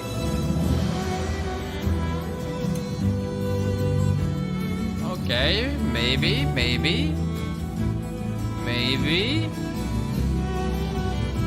I like the art, but no idea what the fuck the game is. Okay. Fart East. No, Fartheast? Fartheast? Fartheast. Fartheast.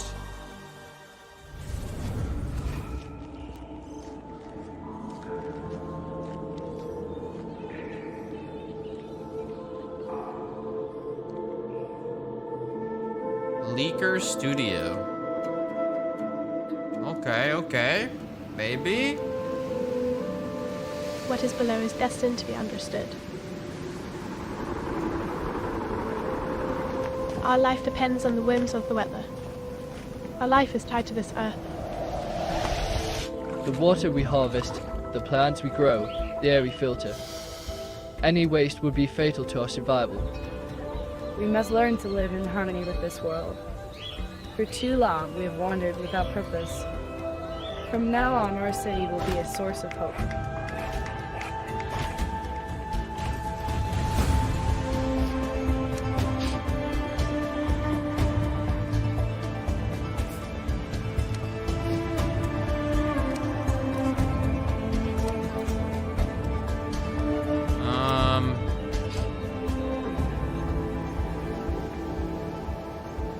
To understand our world, we must explore it. We must find the tablets. The seeds of knowledge that bind all the elements together to build our survival, To build our city. To live happily.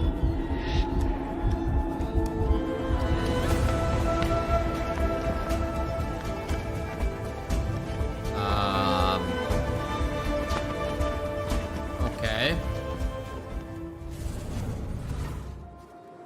Welcome to Icarus, Prospector. Oh my god, remember this the planet game? We almost lost, then found a reason to stay.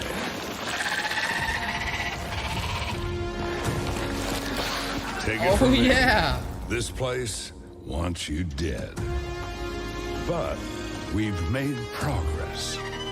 Learned the lay of the land. How to use Icarus to our advantage. Our friends at the UDA are offering up a slice, a whole new terrain. If you learn, build, and survive, maybe, just maybe, there's a future here.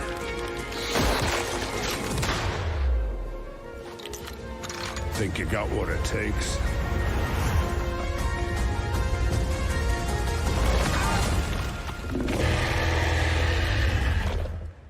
Jeez. Shai Halud. Styx map pack. In the rich tapestry of the PC gaming community, modders are one of the most inspiring subcultures. In fact, some of the most popular genres today started as PC gaming mods. Right now, modders Sean FMP1 Snelling and Corey Latto are making something incredibly special in the form of an ambitious mod for Half-Life Alyx. It's called Levitation. It's an original 4 to 5 hour campaign that builds on Valve's original VR game, Half-Life Alyx. With Alyx searching for a pair of rebels gone rogue, they've discovered a strange floating building in Sector X and decided to investigate it, against orders, obviously, and now it's your turn. Let's go back to the world of Gordon, G-Man, and Alyx with this exclusive gameplay footage. Alex, according to this old Resistance map, there's a control room somewhere outside the building you're in. So this game was made by modders? The map was drawn using somebody's blood. Okay. I didn't know there were Alyx mods either.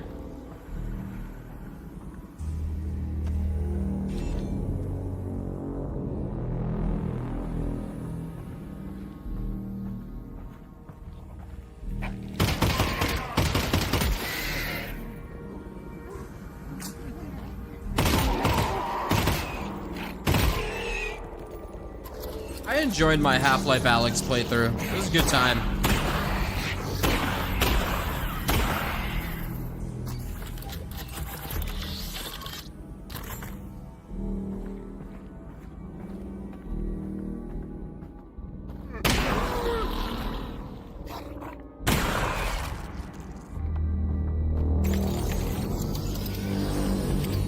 FMP1 is the creator of Dcash. Oh shit, really?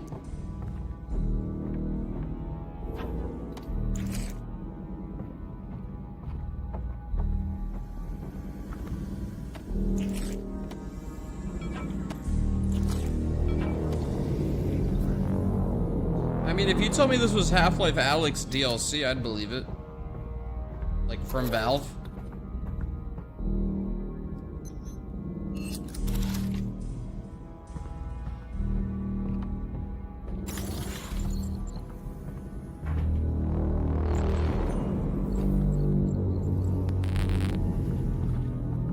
Alex, I'm detecting an incredibly large energy signature up ahead. It's probably Gordon Freeman, and not anything bad at all. Definitely, probably Gordon Freeman.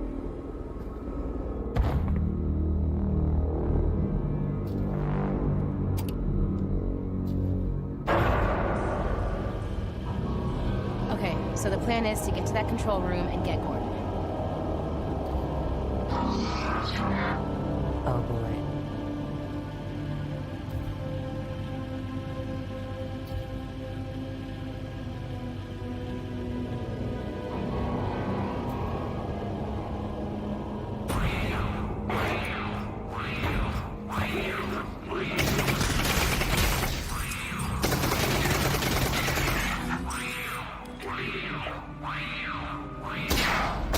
Sounds like an angry space cat.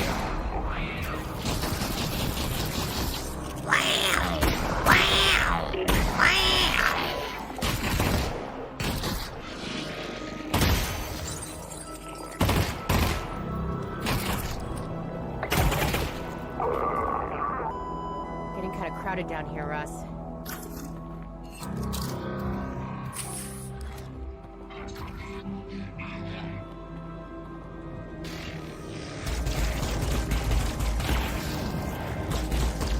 Oh my god, the AI shot the red barrel. It's usually the player that needs to shoot them.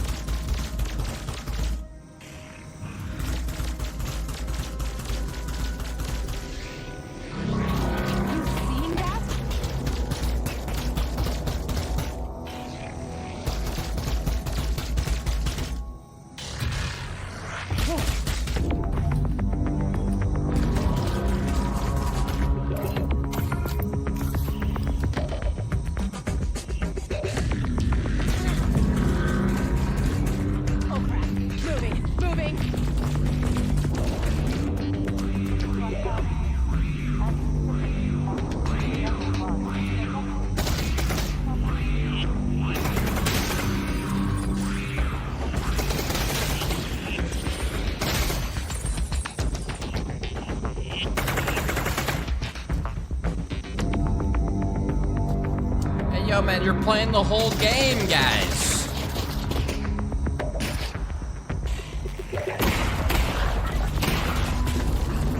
Chill, bro. Okay, all right, leave some for us.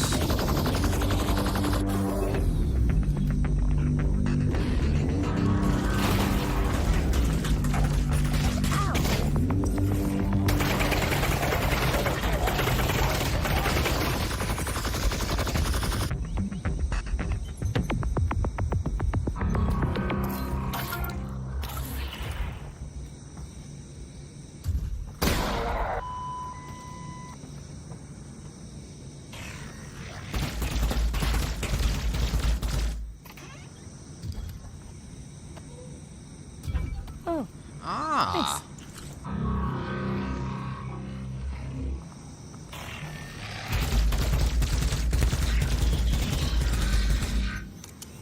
Oh yeah, I remember that. I had bad experiences with that thing. Steady. That was a cool mechanic. That was always nice.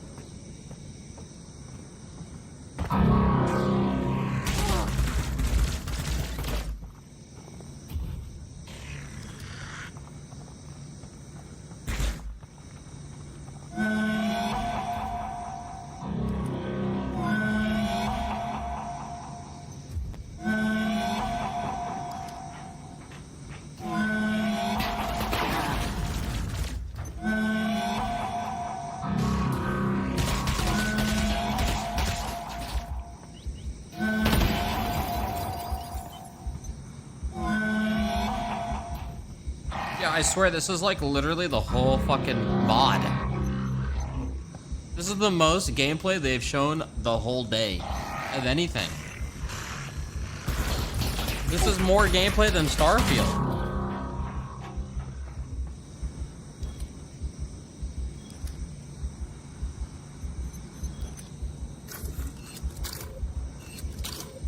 Three cells left. Wait, I missed it. 45-hour campaign? What the fuck? Oh boy. No way. It's probably 425, not 45.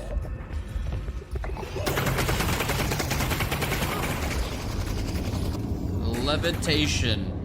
I mean, it's cool that that was all modded. Like, that's pretty crazy. Well, folks, this is the end. We've learned a lot today about ourselves, about computers, about genetically engineered space marines. And with so many games on the way, there has truly never been a better time to be part of the PC gaming community.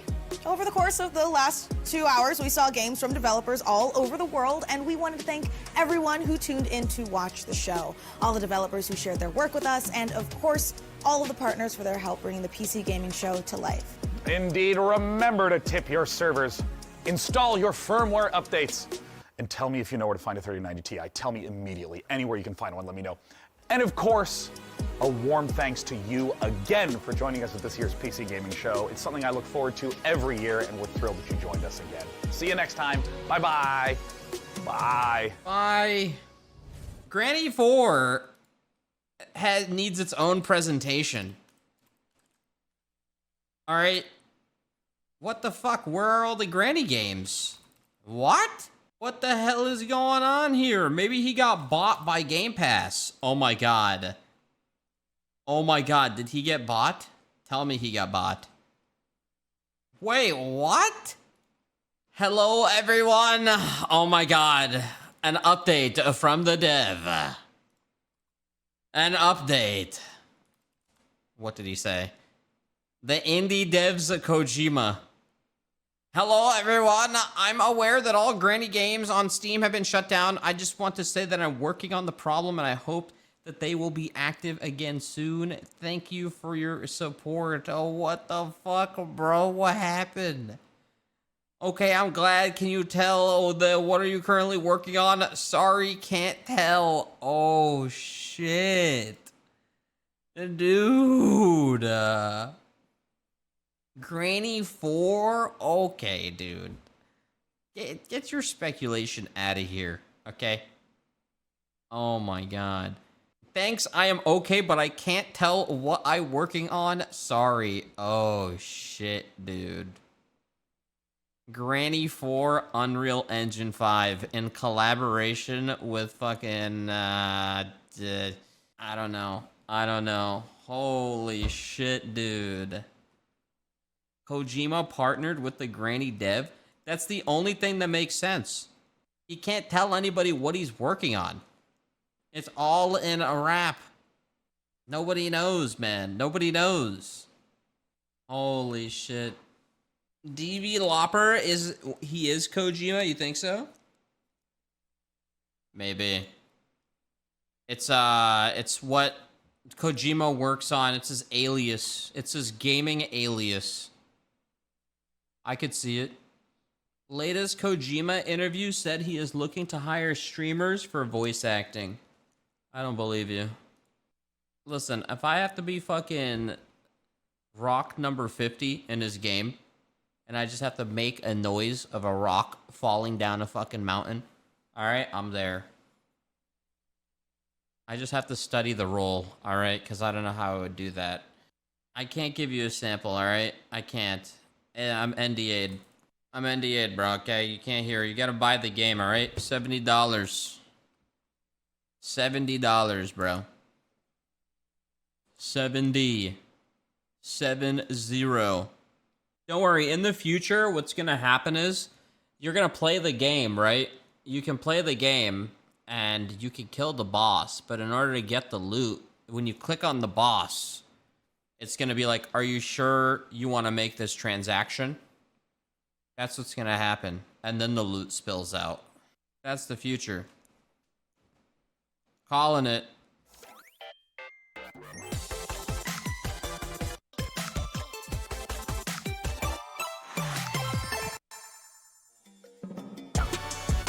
Doing? Diablo 4 is being described as the next evolution of the action RPG. What would you guys say Diablo 4 is doing that is pushing the action RPG genre forward? So much. It's a huge game and there's lots of innovation. It's the first time we've had such a huge shared open world from players campaign through the world to defeat Lilith to over 100, nearly 150 in fact. There's so many dungeons it's hard to keep track, honestly. Yeah, I think for me too, beyond the sort of the shared open world aspect of it, is just one of the big design pillars, like Joe as game director, is really pushing this vision around player choice. and the idea that not only can you, previous Diablo games, you were the barbarian, and now you can be any barbarian. You can create your own backstory in the sense that you have your own customization, the depth of skill choices that you have. It's a non-linear story, so you can play it out of order. It's an open world that you can explore any way you want to. You can choose to play PvE and PvP. You can choose to play alone or with others. And so everything we're doing is really focused on choice. I think that's something that really pushes the genre forward. Speaking of the barbarian, you just revealed the Necromancer. So what made you guys decide to revisit this class and make it a character that people get to play right out of the gate? Because Necromancer is typically a character that has been introduced in expansions. The Necromancer is a class that works so well with the Diablo gameplay.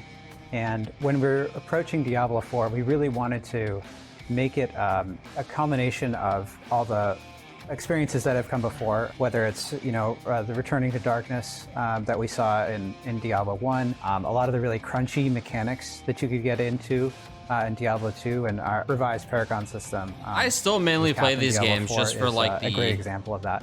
PvE, the not really the PvP. frenetic and faster-paced action combat of Diablo 3. We've made innovations across the board, but when we're looking at the classes, we wanted to make sure that we were hitting those classes that players have loved throughout the franchise and always want to experience. The Necromancer is front and center.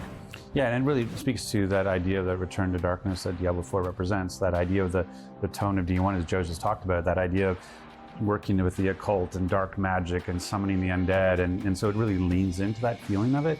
And it is such a favorite. It's personally my favorite, and so I'm excited to be able to get, and not only is the Necromancer you kind of know and love from the previous games, but it is actually quite a bit different, and so those differences are what makes it really exciting for D4.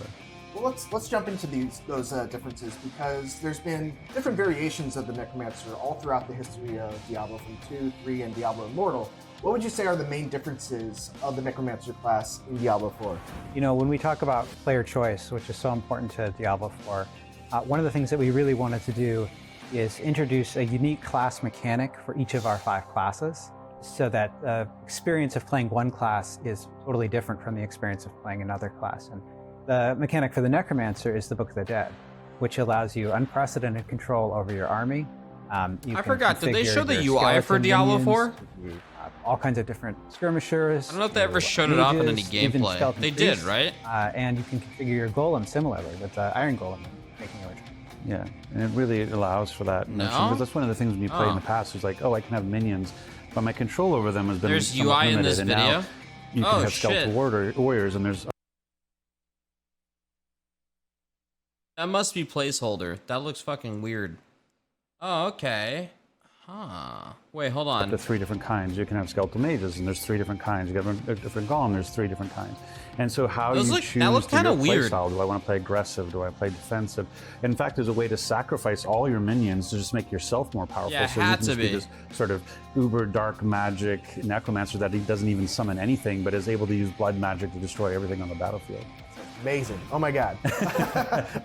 You touched upon it earlier, but let's jump back to it.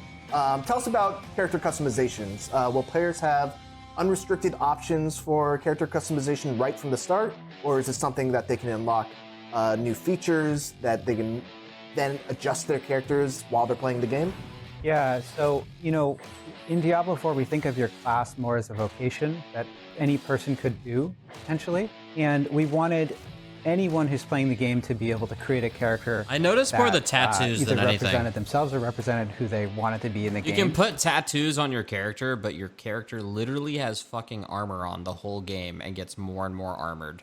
And then match and use that character to represent. When do you ever see the tattoos? So you can create really anyone you want to look like.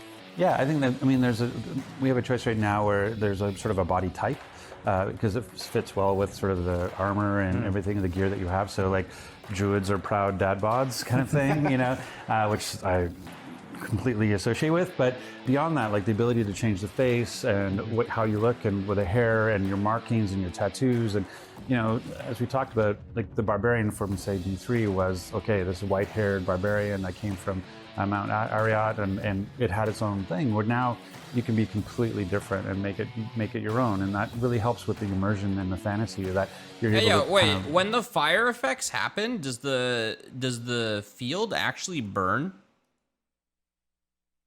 or does the grass stay? The barbarian from say D3 was, okay, this white-haired barbarian that came from Mount Ariat, and it had its own thing. Where now it doesn't. You can the grass be completely stays different and make it. It'd be cool if the grass burned. burned. Really helps with the immersion and the fantasy that you're able to kind of lean into your role playing and what you want to be as a barbarian or as a necromancer. So Diablo 2 and 3 followed this act structure that was pretty integral to those games. And in each act, you'd have like a home base that you could return to with town portals and the wilderness area that sprawled out and had different waypoints that took you to different spots. How does this change with the move to open world design? Yeah, it took us a while to figure out how town portals should work, actually, in a big open world, but we figured it out. So town portals are in Diablo 4? They are, and they'll take you back to, you can go to waypoint to a particular place if you want to, or you can town portal to the nearest major city. Diablo 4 has a non-linear campaign so that you can do the story content in different pieces, which allows you to replay the campaign in a different order, which is fun. And the world is, the campaign takes you all over the world. That's going to be pretty interesting. But there's lots more world to discover. I mean, even Diablo Immortal, you just follow a path the whole way. Finding all those waypoints and ways that you can. Maybe you pick up like a bunch of quests and you just go wherever the fuck you want to go or some shit. Like, I wonder. Like, it's very more MMO-esque. And so that's part of the exploration, is that you're with those 150 plus dungeons and with all the different waypoints that are out there, all the local events, all the world bosses. Like, there's a real reason to go out and venture into the world and see what's out there. And so that's part of it. It's not just, oh, I'm on this path, this golden path through the story. There's a whole world out there for you to explore with very different biomes or environments with different monster families, and that's part of the fun. And it's actually one of the things that we just recently added as part of our testing, is this progression through a zone to know, have I found everything or not? Mm-hmm. And that really well, I'm kind of a completionist, and so I liked how they did Diablo 3. But Diablo 3 looks kind of cartoony. Really helps when you look at the way the colors of this game. You mentioned earlier the 150 or nearly 150 dungeons they have in this game. Are these similar to the dungeons of previous games with procedurally generated layouts and rewards, or are they something completely new and different? They do have procedurally generated Reminds me of layouts. like Street Fighter. Street Fighter went from like an anime SF5 to like now a more way more a real, like, I guess, I don't know if you want to call it more mature, but it's way more, it's just way less it's more like real looking, I guess. Monster placement's going to be different every time. You're going to get different rewards. Wait, what do you mean it's RE they're really engine? Grounded in a sense of Wait, place. SF6 is RE you can engine? do more planning Lies. about how you're going to tackle them, which really becomes important when you get to the end game and you start to get into Nightmare Dungeons.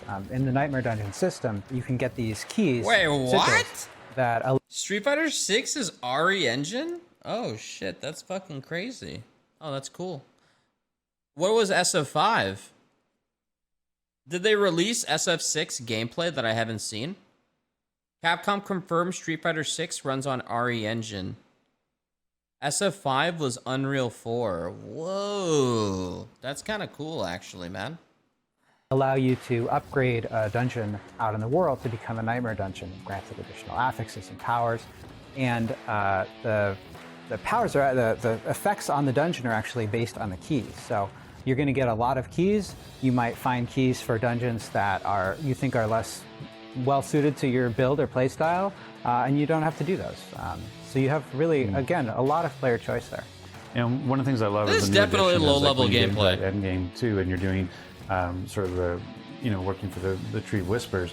This idea of do a dungeon, you know that, oh, this dungeon is sort of biased towards helmets, and because I'm looking for a particular legendary helmet, and so there's certain dungeons you can go to that kind of, it changes all the time, so you can actually target what kind of loot you're after, and so that change really allows me, again, agency as a player to say, oh, I'm trying, what's really weak about my build right now are my gloves. So what dungeons are dropping gloves right now, and I can go and work on that dungeon. Can you go into a little bit of detail about how the loot has changed?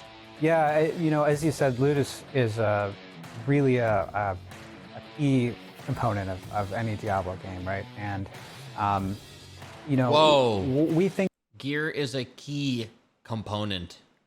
Fuck me. You gotta buy keys for loot. that the Fuck. legendary powers really bring a level of variability and sort of the ability for you know, all unlimited possibilities. Really, you can get a crazy legendary power, and then that really opens the door for you to think like, well, what could be out there? You know, it could be anything.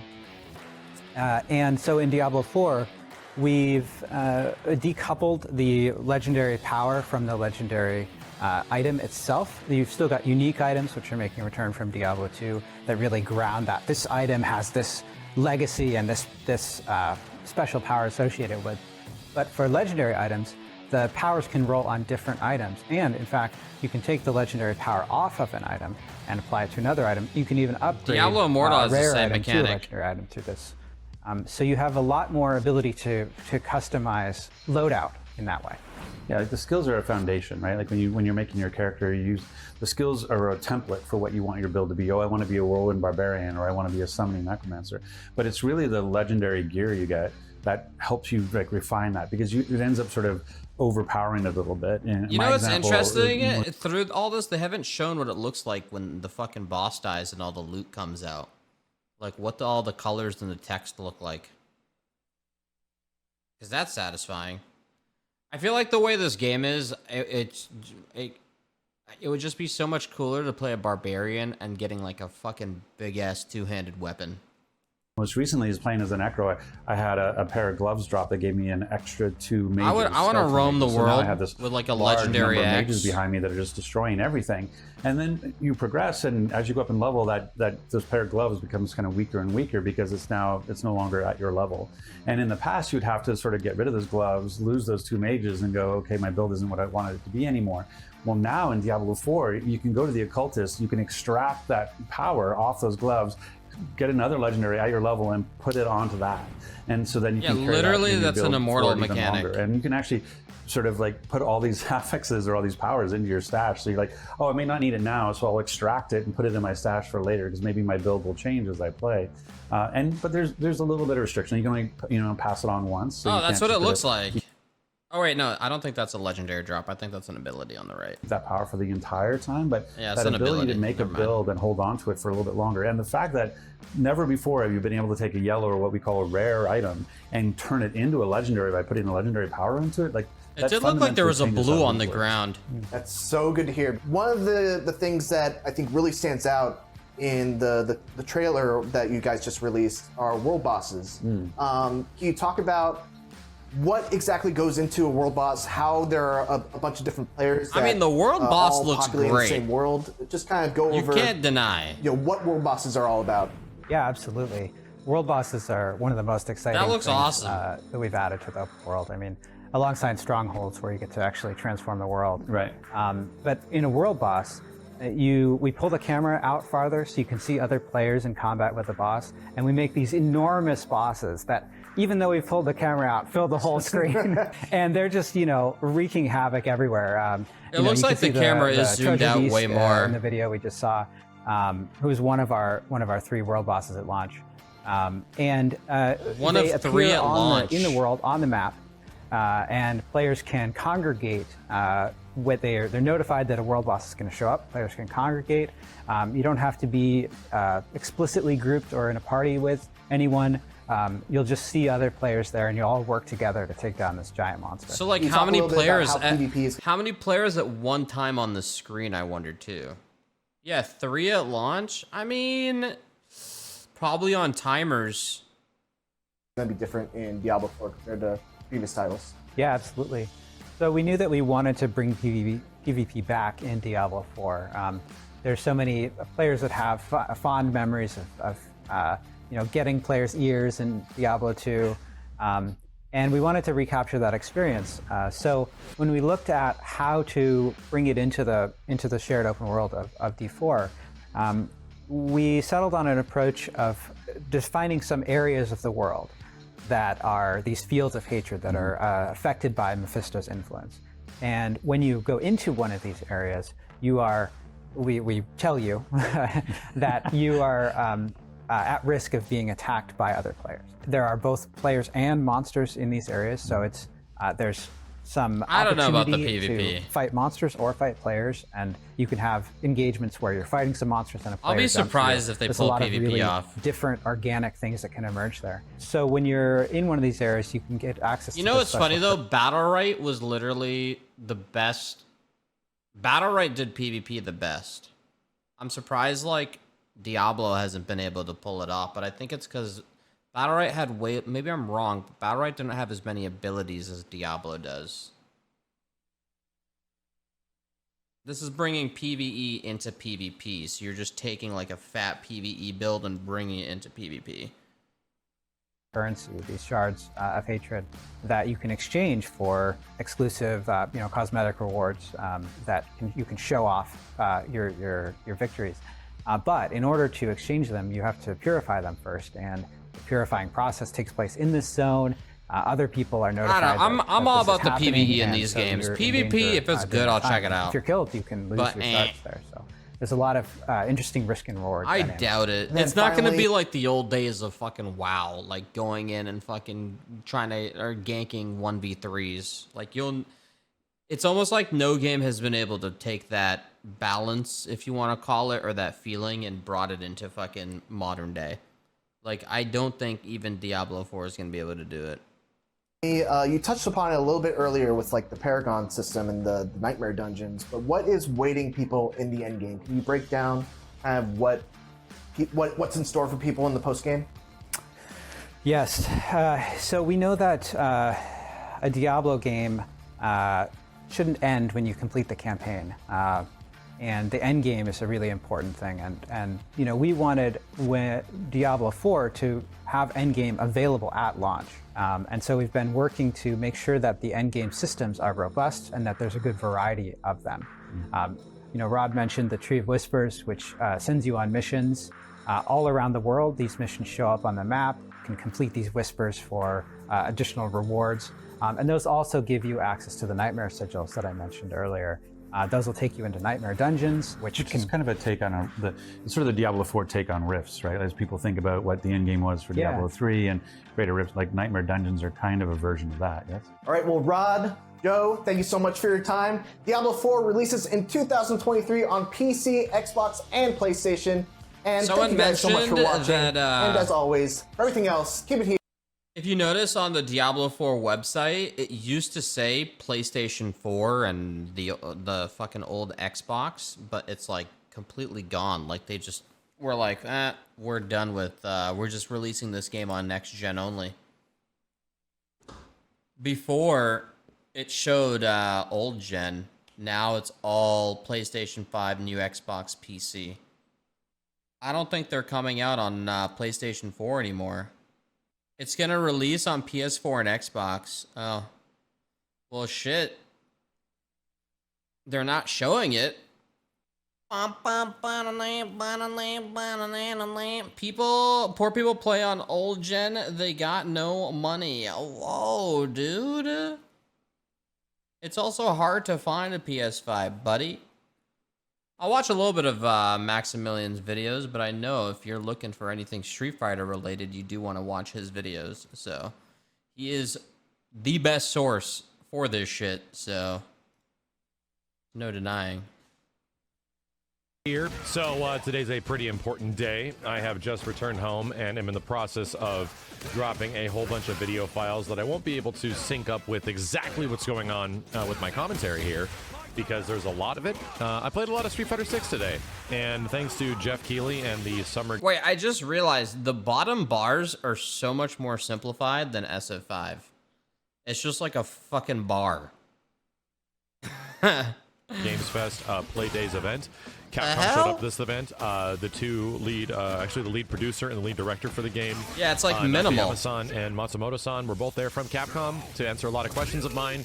And there's a lot to talk about, and there's going to be a lot of videos for this over the next couple of days because I did get direct footage. If you guys have the opportunity, I highly recommend you watch this in 4K 60 because it is probably one of the best ways you can actually see the footage of this game.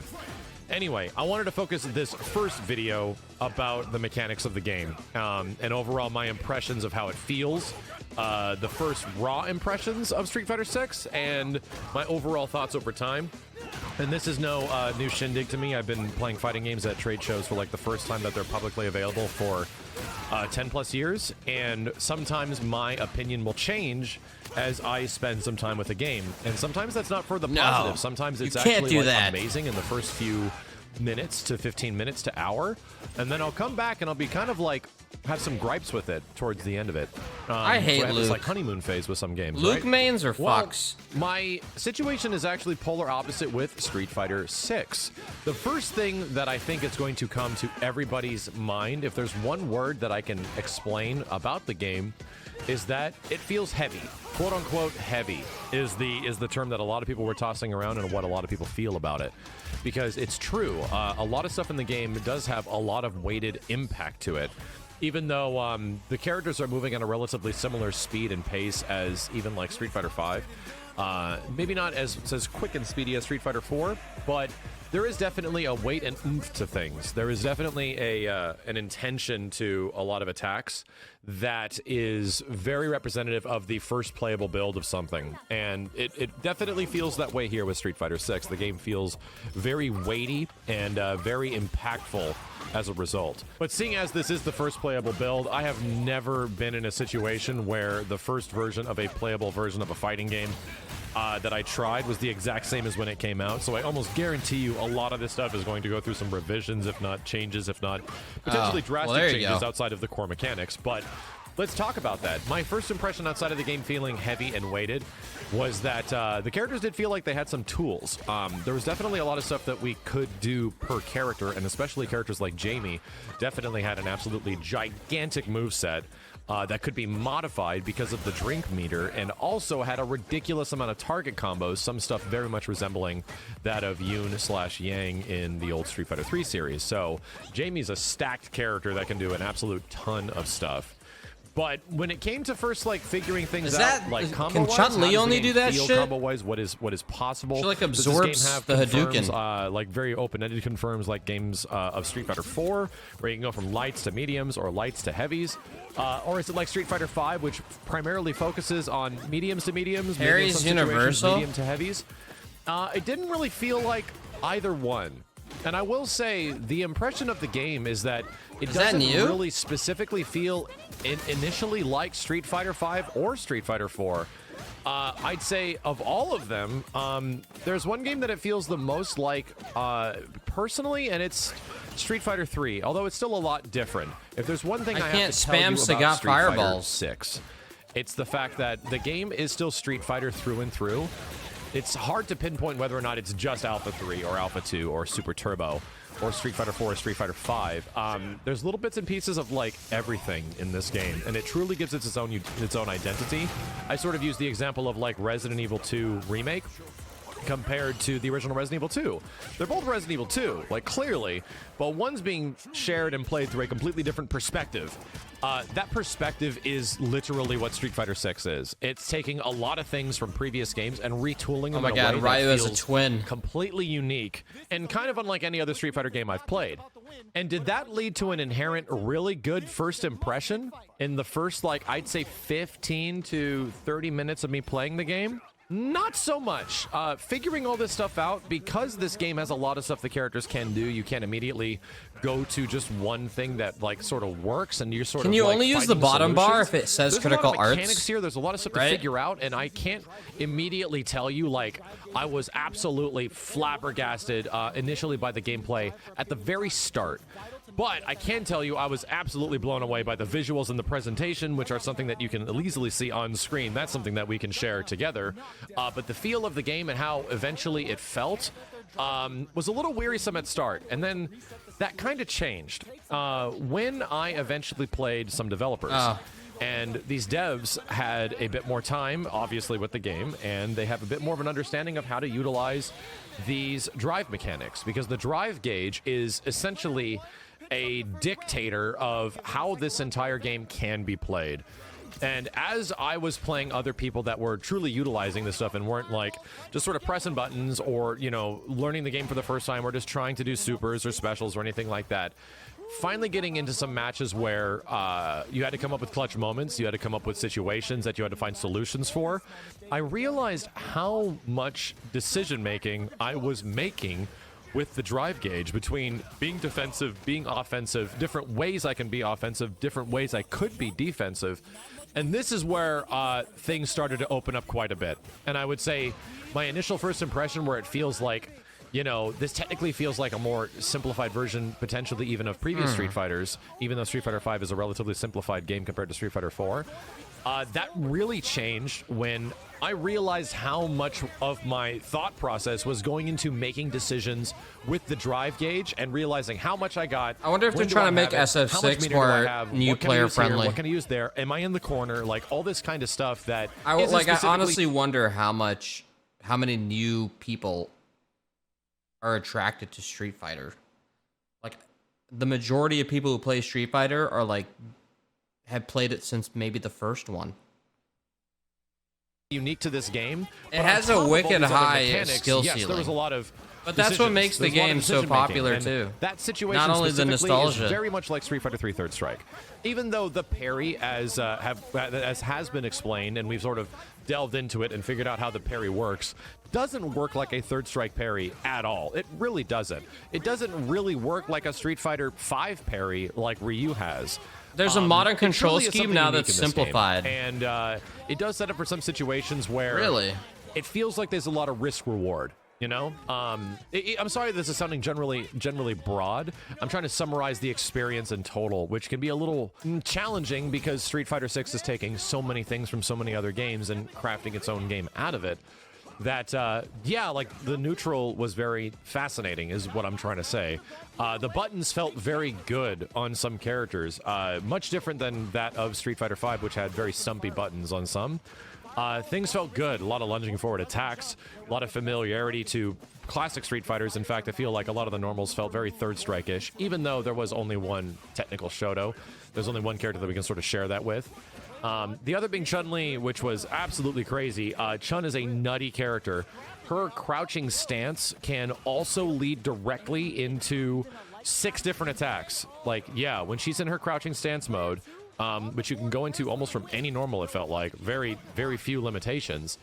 That thing led to a lot of different stuff. And each one of those buttons had a specific situation, whether it was a low, a sweep, an overhead, a launcher, quite a bit of stuff. And I think I was actually really impressed with Chun-Li because she felt like a genuinely different character, right? I think that's what they were going for with the classics, with Ryu and Chun. They wanted to make these characters feel unique than they had felt before. And adding the Denjin mode to Ryu, adding the... I wonder if everybody has an unblockable now. I think it's Hashogeki, which does have some interesting stuff black to it. paint I believe move? It really or is felt that like just if a the heavy Ryu one only? was on block, you were really plus after. So there was like attacks that have a lot of startup but leave you relatively plus as a result. It seemed like there was a lot of moments like that sprinkled throughout the game. Or is it it's a focus, Either right? way, as I was getting used to the mechanics and getting used to utilizing all of this drive gauge and Unblockable, but can be and my parried. meter, which is something I have to talk about again in a second. All of the sort of like heavy nuance of the game started to make a lot of sense, right? Because as you were It's conducting armor, not yourself with these invulnerable? characters, Oh. it felt like they were weighted and you couldn't do much. But as soon as you put yourself in a moment where something landed and then you just would just absolutely crack Under trying the that opponent 3-bar over with this special. huge attack, Oh. it felt very good, right? And even a down HP into Shoryuken or something like that with Ryu was doing quite a bit of damage. So the game feels somewhat comparable damage-wise to Street Fighter V. I wouldn't say exactly the same, but sort of similar. I'm curious about SF6. But at the same time, it doesn't feel there's as It was much fun of a shit. snowball effect. At I least enjoy very early SF5. on. This is a very early version of the game. The other thing I wanted to talk about is meter, and not the drive gauge meter. I mean the super meter. These And you games gain have, super like, meter so much to learn and by, I perfect, think, doing though. Specials, traditionally, attacks on hit, attacks on block. It's and very easy to as I get was playing the game, I discouraged, didn't 'cause you can get your realize how much ass super I kicked really had hard. because I was spending a lot of it on my drive gauge stuff, right? I was spending my meters on EX gauge, or they're called But I wonder OD how moves this will change that, it up. Are essentially EX moves from previous Street Fighter games. So Yeah, as this that is was- as that meter Maximilian. was coming back, right? Because even as you attack the opponent, I'm pretty sure that my drive gauge was also returning, and I was also getting regular meter. So there was a lot of Yeah, meter how to many be used players here. at launch? Like, you get a level 1, a level 2, and a level 3 in this game. And the level 3 is pretty unique and leads to some pretty unique situations that we'll break down later. But yeah, there was a lot of bar for supers. 20 and I at think that's launch? actually really Oh, cool. holy shit. In several I thought it was gonna be, like, situations, a lot of 8. characters level 2s did lead to install supers. Not everybody though, but for Jamie, he did have a proper install super on his like level 2 that allowed him to drink a whole bunch during the super, and then it just left him in like sort of like looked like a very, very much high level drunk mode, which he gets access to a bunch of different moves. Ryu could charge up a Denjin close range attack, then you could hold it down and it would eventually guard crush the opponent, which was pretty interesting. And then Chun would just have her Wait, so the classic top is Third your Strike super on EX, her level right? 2 that led to a launcher that you can literally follow up with a bunch of stuff just like her SA2 and Third Strike.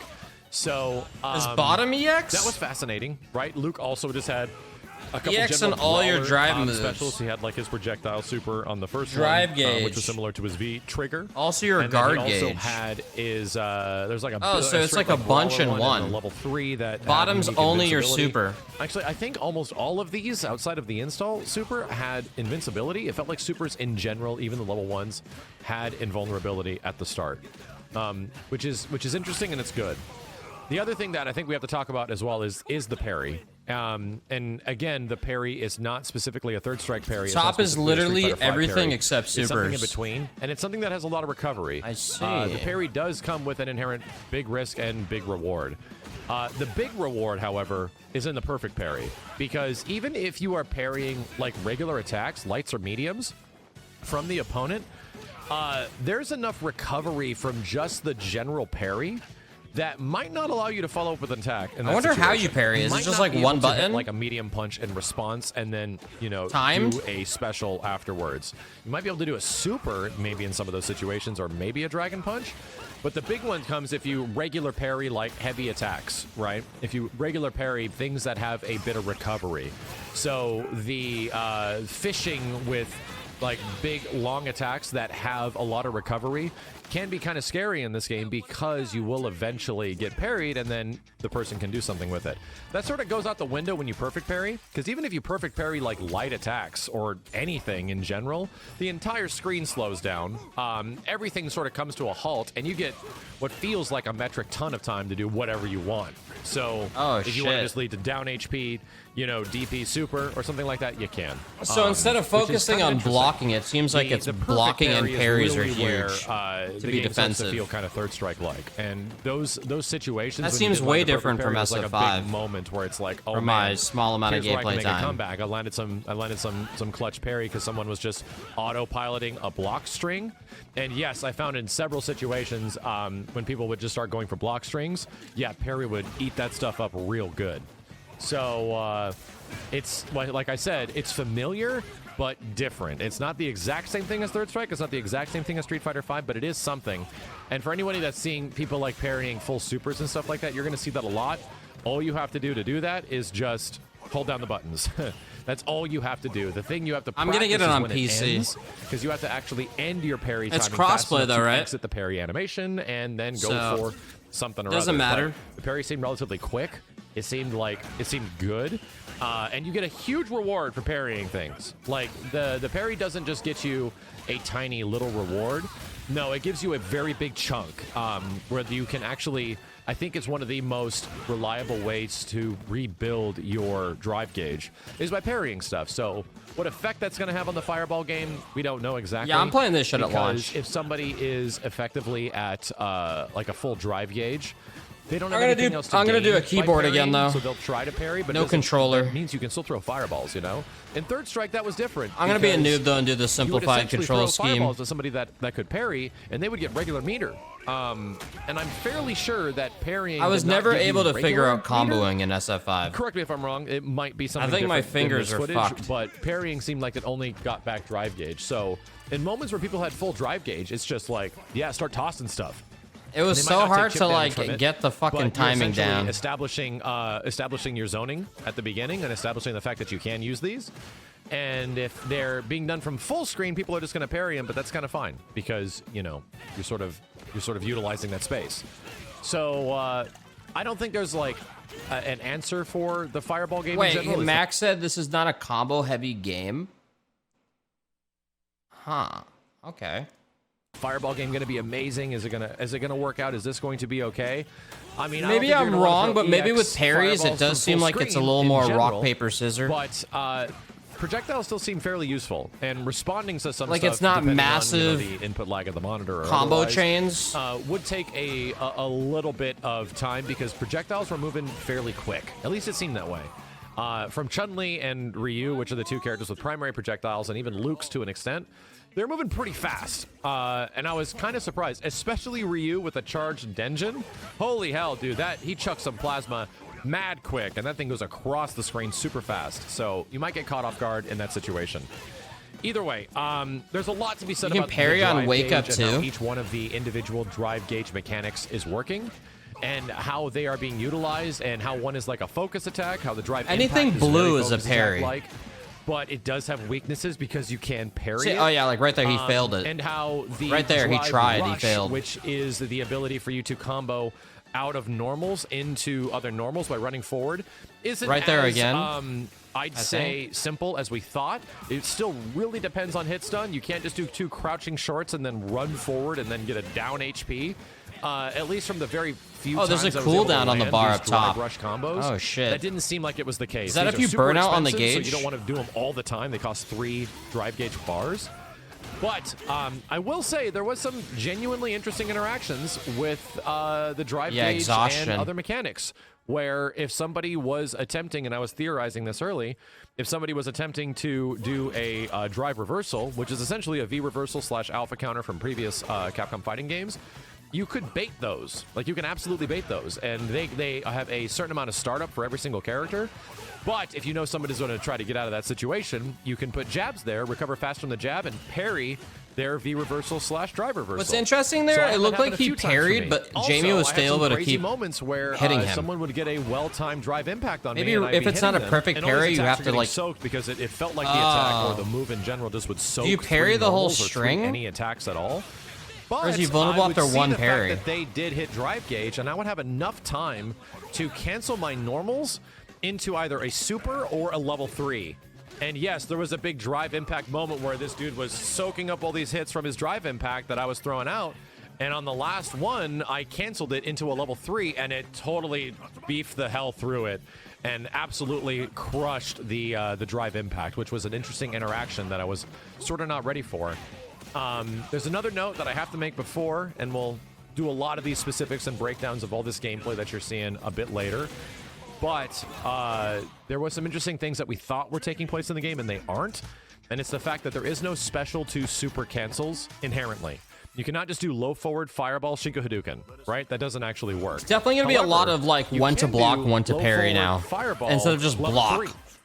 That does work. There is special to super cancels when your character has a level 3 super available. Is Max which was an talking to you? interesting Yeah, he's choice. talking to me I kind right of now. wish that the game didn't have that. We'll talk about that later in the things I like and dislike about the game. But that was kind of fascinating. There was some interesting situations where you could link into a super combo.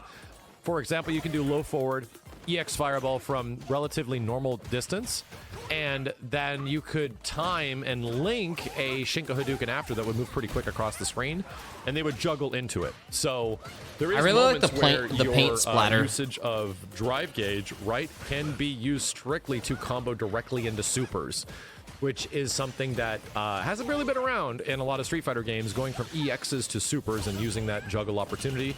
I guess. Oh, he parried the whole thing right there. So Does the block But is there's a lot of blocking? nuance there that I wasn't able to fully discover, especially with some of the. So other he characters parried that weren't, whole like, thing, but Shoto, what like if he Ryu. blocked the whole thing? There's definitely a no lot. difference. I'm hopefully going to get more time with the game tomorrow. I'm hopefully going to get more opponents that are utilizing the gauge just as much as I was. Parry is like a longer recovery frame? Can be used because I truly feel that I was having the most fun. You lose and drive people were gauge on utilizing blocking. All these mechanics in clever, So you unique, can't and sit there weird blocking the ways. whole time, and there like an is SF5. absolutely an effort from the developers, as they told me personally. You're gonna get chipped, that, but they learned a lot of lessons from Street Fighter V. And over that game's development, as it continued, one of the things that they really wanted to influence Street Fighter VI with, based on Street Fighter V, is the fact that they wanted the drive gauge to give players a level of individuality. They wanted the drive gauge to essentially add a freedom to the game that might or might not be a direct answer to a lot of the concerns that people have. So with this is a SF5 in super he general. used. He used his Which is he used interesting his bar on the because bottom right in some there. situations, Ryu. once again, like this game feels like a lot of Street Fighter games put together. But the one that keeps calling me back the most because of the decision making, because of how, yes, some players are playing really defensive and some players are using their stuff very offensively and a little bit in between, and then using stuff for clutch moments. Like there was It's a lot almost of really like it's cool a stuff that mana happened, bar. in between there that I'm kind of addicted to. Those moments are what make me love Third Strike so much. Third Strike isn't a big combo game. What happens in neutral is that there's a ridiculous amount of decision making. And do I think this one has as much crazy decisions and things and permutations that can happen after a jump or after a throw or all this crazy stuff after a wake up? Probably not, because there is a little bit more risk reward associated in this game. But I think that is intentional, right? That they wanted to sort of create these mechanics that have a risk reward where you can sort of turn things around. Oh, that was a perfect parry right there. If you land a good read or if you get a That must be good tell on very your opponent. satisfying. And it looks cool. I have to explain that again. When this stuff works, it looks really cool, man, and it leads to some really badass big moments that Oh, she's empty. is very fun. And those are the things that I was sort of hunting. You don't want to. Yeah, by I the guess end of it's my more gameplay like a session. stamina bar because you Either get way, exhausted. this was sort of off the top of my head. I'm sorry if there was not much construction to this conversation, but I'm going to do my best to break down some matches on stream as soon as I possibly can and get some more footage as soon as I possibly can as well to break that down and just be more familiar with every character and all the Yeah, system man. mechanics. For Street Fighter, Either way, like I very much Maximilian's the source you want to go to. He's got the best shit. But yeah, I mean, I'm liking what I saw with Street Fighter 6. I'm totally gonna play it when it comes out.